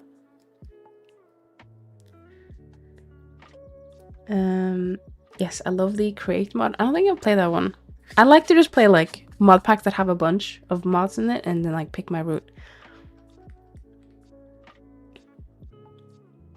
All right, I think this is gonna be our progress because now the ads are like trying to get back in, and I don't wanna watch another ad. We didn't get as much done as I hoped, but I think it was just a nice yapping session. So I'm still happy. I'm still content. We have a path, and what I might do is I might actually no, I need to finish my commission. I was gonna say if my commission was done, I would work on this offline to like speed up the process because I am very excited about using the 2.0, but we'll just keep taking it slow as long as we need to. And then once I finish my commissions, we can just bam, bam, bam, bam, bam. Go super fast, right? But until then, we'll just relax. Time for bed for me. Model looks amazing. Keep it up. Thank you so much, Nagi. Thank you. I hope you have a good night's sleep. We're actually going to raid out. I'm going to see who's online. See who we can say hello to. Let's have a look. Let's have a look. Is there anyone doing the blender? Blender. Let's see. Oh, JPEG Tan, hello. Oh, thank you for the raid. I was literally about to raid out myself. Oh no. Welcome in. Okay, I'll stay a bit longer for you.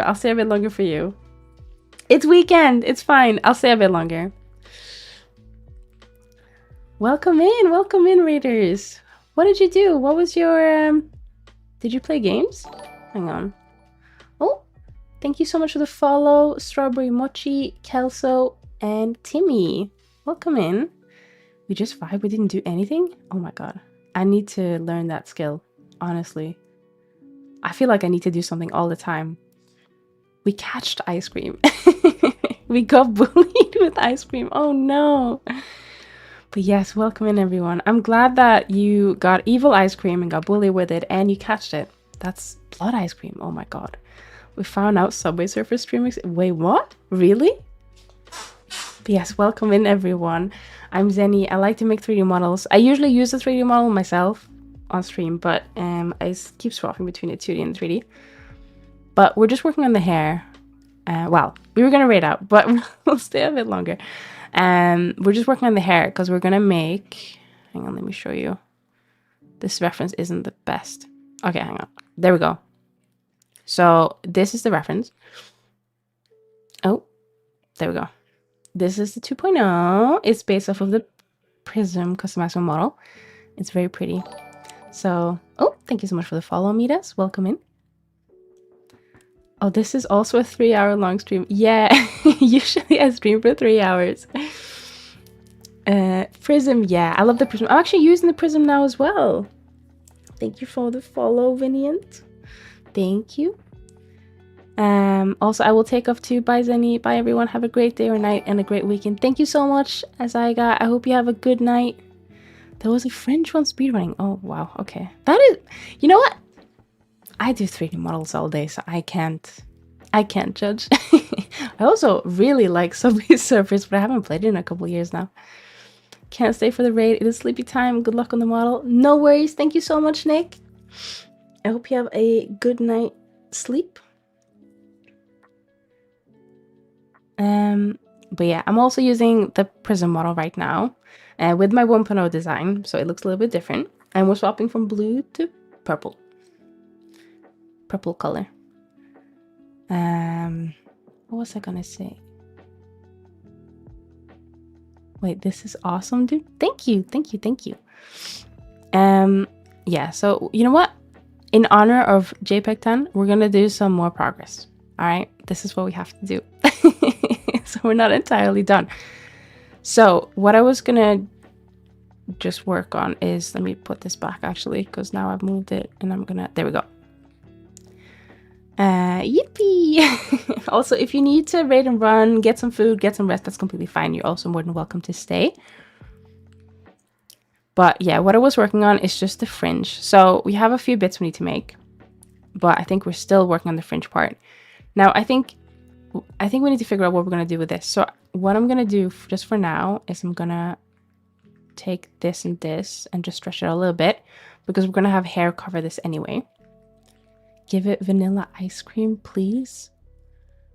Hang on. Vanilla ice cream. How do you draw vanilla ice cream? This is her hand.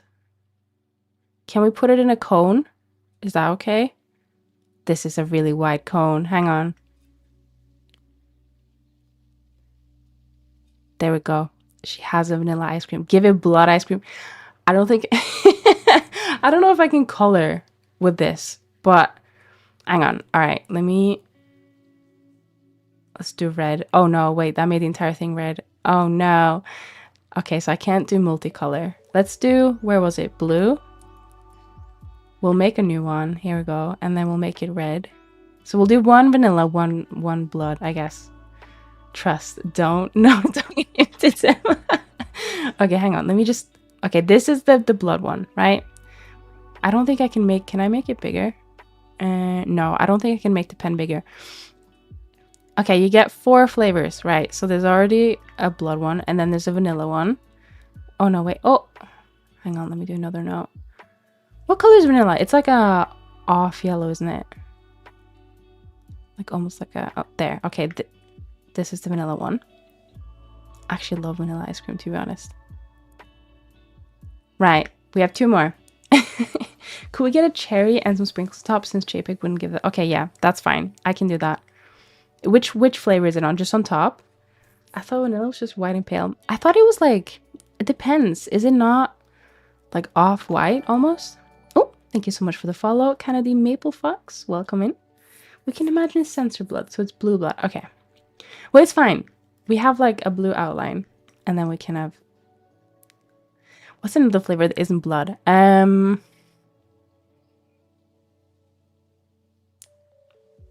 can't...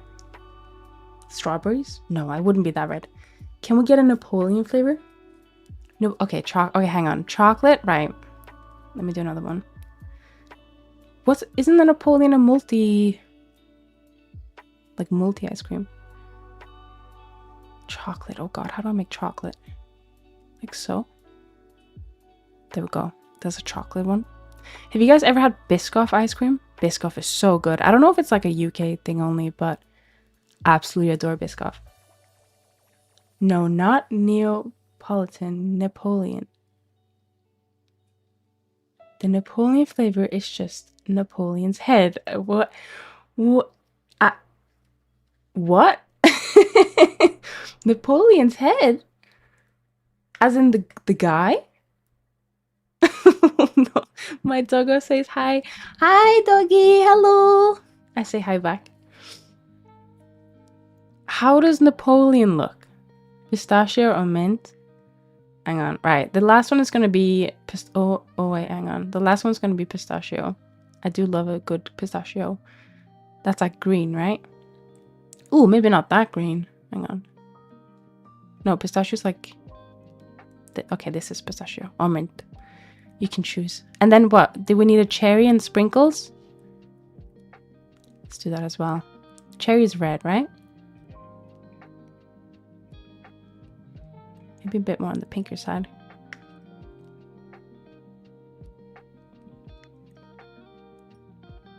There we go. And then we need like a green thing, right?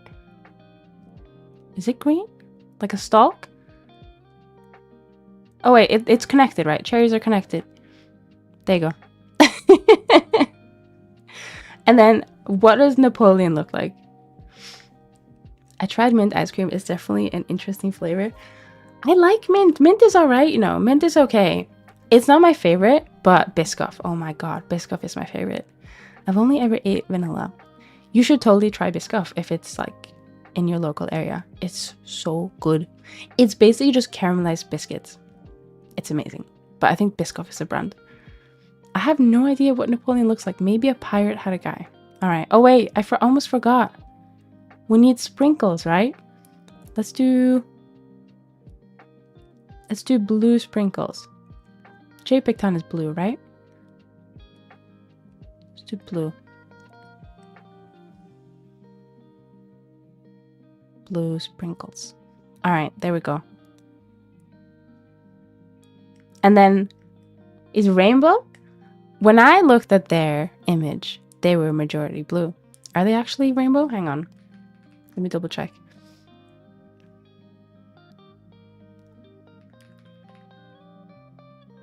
Ah, they have a blue icon. I think that's what confused me. It's the blue icon on Twitter. Right.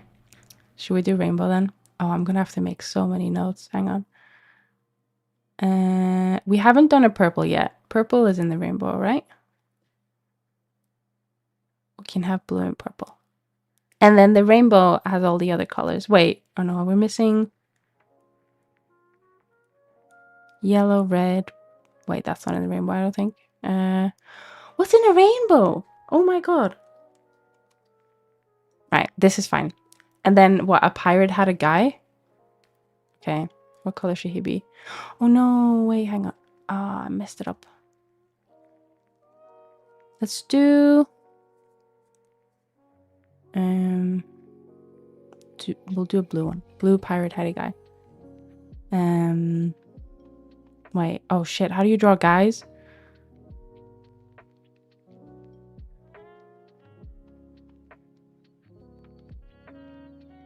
Does he have a beard?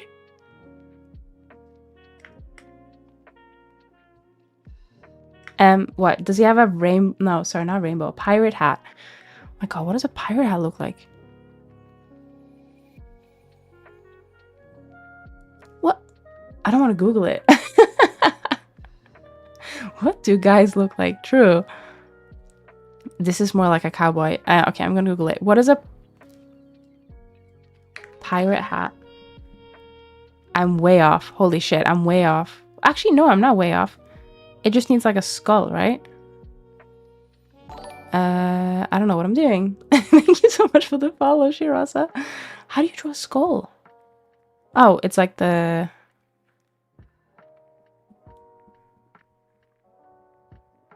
Yeah. Good skull. He's on the ice cream. There's just a bit of like invisible flavor right here. All right. There you go. The masterpiece. And I'm holding it. Look, it's near my hand.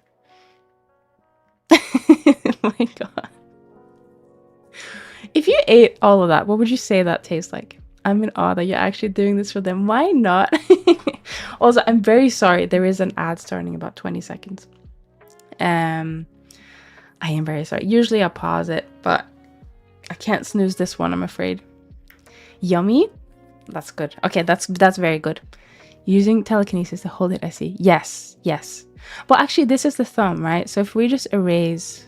Oh god, I'm gonna have to find the layer. Wait, can I just erase... No, I need to... Oh, I need to find the layer. There we go. Right, here we go. We're gonna increase the immersion, alright? Oh, look. There we go. I'm holding it. It tastes like mostly blood within the cherry. Oh no. Oh no, yes. I'm not gonna delete this. This is gonna stay here. But I think we're gonna try and see if we can do a little bit of progress on the hair. So, what were we doing? Tasty blood. Oh my god. I mean, wait, have you guys ever had black pudding?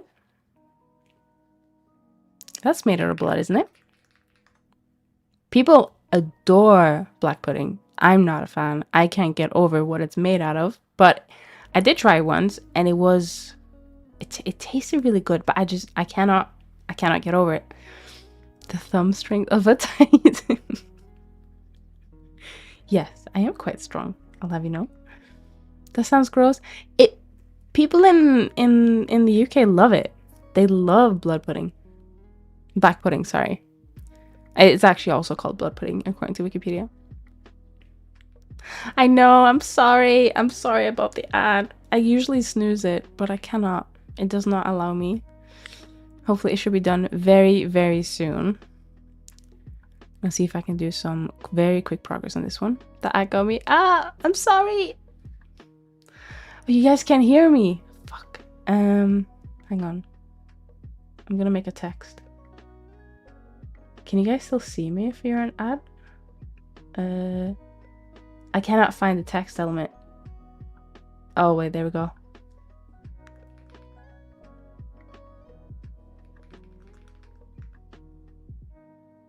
There we go. Also, I have to go because I need to go sleep. It's really late here. I hope you had a good time. Thank you. I hope you have a lovely night and sleep well. And thank you so much for stopping by. There we go. Maybe people that have been added will see this. It should be done in about a minute and a half. Ooh, I pressed the wrong button. There we go. Let's see. Okay, yeah. So we need to figure out what we want to do over here because this is a bit of a nightmare so far. Very, very dense. I wonder if... Ooh, thank you for the snow. Thank you. I was gonna say, I wonder if we can just like chop it off here, maybe? Question mark. If we do this, oh, I don't know. Yeah, why not? We'll figure that part out. I think we're gonna leave this fringe for a little bit, and then I can get a thingy-majig. What is it? It's called a curve. If I just put that here and do curve. Yeah, let's do Bezier. Our favorite. I don't like the Bezier very much because it always starts off curved and I don't want it to. I know. Expecting a curve to be straight. It's a bit crazy, but I just want to start with like a completely straight curve so that I can then form it how I want, you know? But it's not always that easy. I'm back from ad realm. Hey, let's go. I'm sorry about the ad. I wanted to snooze it, but it didn't allow me. I really wish I could just turn off ads completely, but then I lose other stuff. Ah, yeah, a straight curve. No, but listen, it makes sense because now I can put it where I want and then I can curve it the way I want, you know? It does make sense. Wait, I didn't have ad realm. How? Maybe you were the chosen one. Maybe that's it.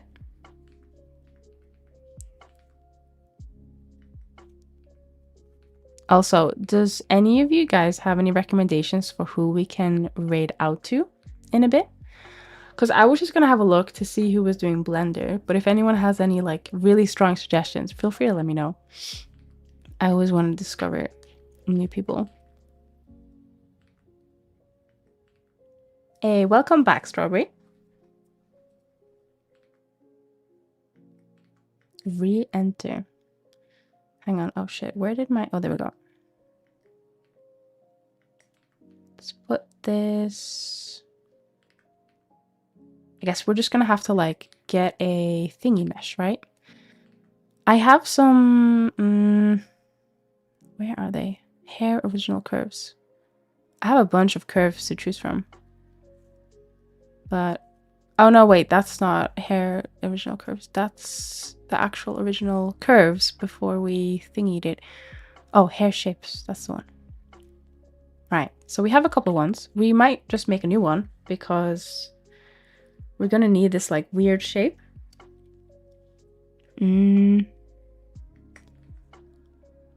Actually, we can probably use this one. So let's go here.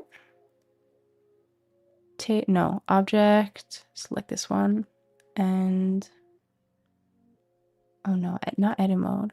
Actually, let's do mirror. Oh wait, apply all. There we go. Right.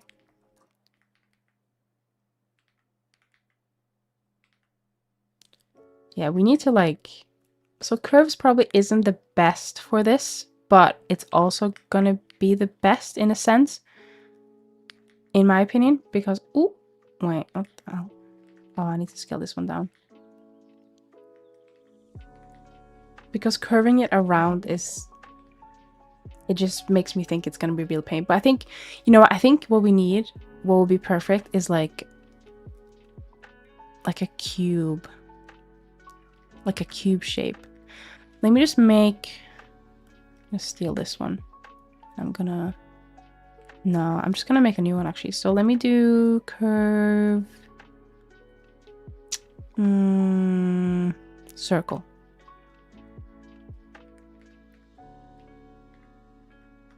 Why are you not rotating? Oh, because I did 180, that's why. Just scale you down. Let's put you over here. Do you use a side reference or do you just eyeball it to see what's right for the depth? I mean, so I've in the past used a side reference. For this one, I'm not. There's nothing on the side. This one, I kind of just eyeball it. I make sure that it fits the front one. And the reason for that is because doing a side reference that is also consistent and accurate with the front reference is incredibly hard. For this one, because the reference is based off of the Prism customizable model, it's even harder because I don't have a side reference at all. But for my 1.0 design, I did do a side reference and a front. And, you know, me thinking that, well, I do this as a 3D model, so surely I must be able to make a good side reference for 3D modeling is not true. It's just not true. So I find that if I do a side reference, it doesn't pan out as planned because it's very difficult to do one that is like consistent. Eyeballing, that is dangerous. Yes, it has some, what's it called? It's not always like the best way, but it also is, because then you can choose to do, like, you can choose how it's gonna look, if that makes sense. And you can make it fit in a 3D sense with experience. But it's difficult. It's difficult. It definitely is. There's pros and cons to both. I think if you have like very complex clothing that doesn't really get shown, like say for example, you have something that is only on the side, but it doesn't really show on the front, it would make sense to have a side reference in that case, because then you'll be able to get the proper design. But I think most VTuber designs, they don't have something that necessarily is going to only be seen on the side, because their 2D models are mostly front view, right? So they don't have to worry. But for like games and stuff, I think that's different. I have to go, but good luck on the hair. Thank you so much, Midas. Thank you. I hope you have a good night. I'm just going to put this on here. So we're going to select a different shape. This one. Oh God, hang on. Let me turn that down.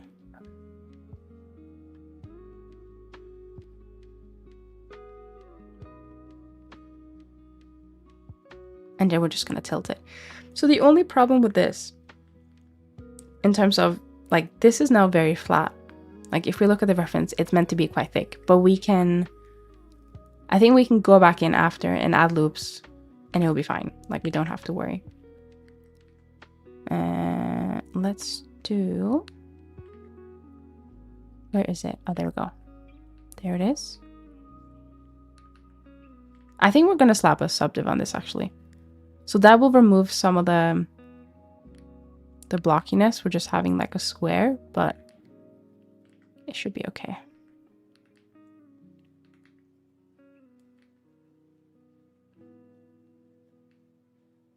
There we go. That's it. Right.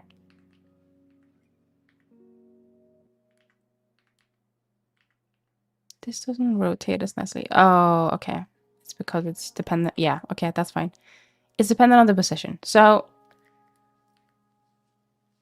this will require a little bit of work. I'm gonna have to like chop it up and stuff like that to make it fit. But I think this is a good start. So if we just make this as wide as the full thing, then we probably don't need to worry very much. I do think I need to rotate it a little bit.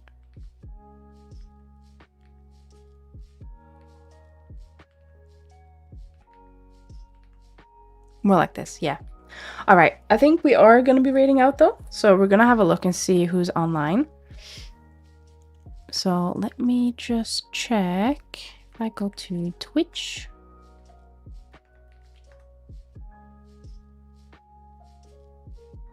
Oh, hang on. There might be someone doing Blender here. Okay, let me do... Oh. Let's do Blender. If not Blender, we can have a look to see if there's anyone doing like 2D art. Oh. Thank you so much for the bits, Strawberry. Thank you. Thanks for drawing us that ice cream. Not a problem. I'll draw you as many ice creams as you want. Rate that guy from Subway Surfers, the one speedrunning. Do you have their name? No suggestions here. I have absolutely nothing today. That is completely fine. Was it the French person? Like, is their stream only in French? Or do they just happen to be French, but they do their content in English? If it's not the French person, that's fine as well.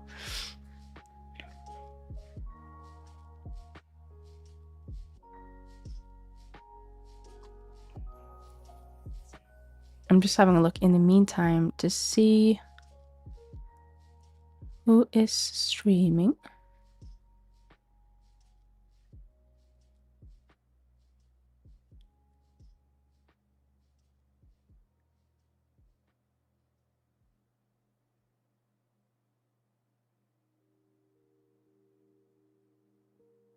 There's someone I've searched Blender and there's someone who's just come up. Their name is like a variant of Blender, but they're playing Valorant. I don't know if that counts. Yeah, there's surprisingly not a lot of people doing Blender today. I mean, there's usually not a lot of people anyway, but I thought there'd be more people.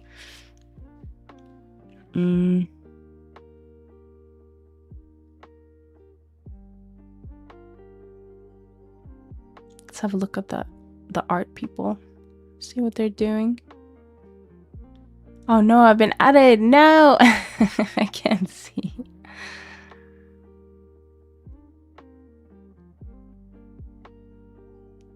Okay, hang on. I'm gonna see. Categories we think you'll like. Let's check art.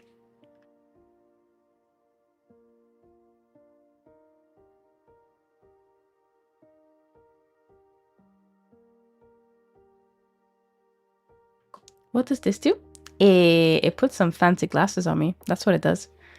It's one of the few redeems that also work in 3D and 2D that I've set up. Nice. Only one I can think of is White Vault. They mostly do art and are making a game. Ooh, hang on. Are they online?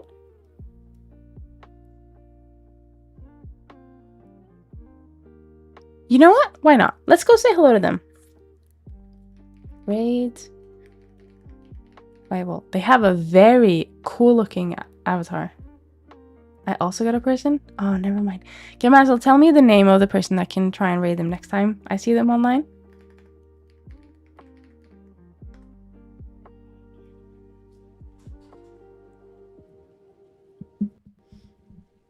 Yatsu Nikoi.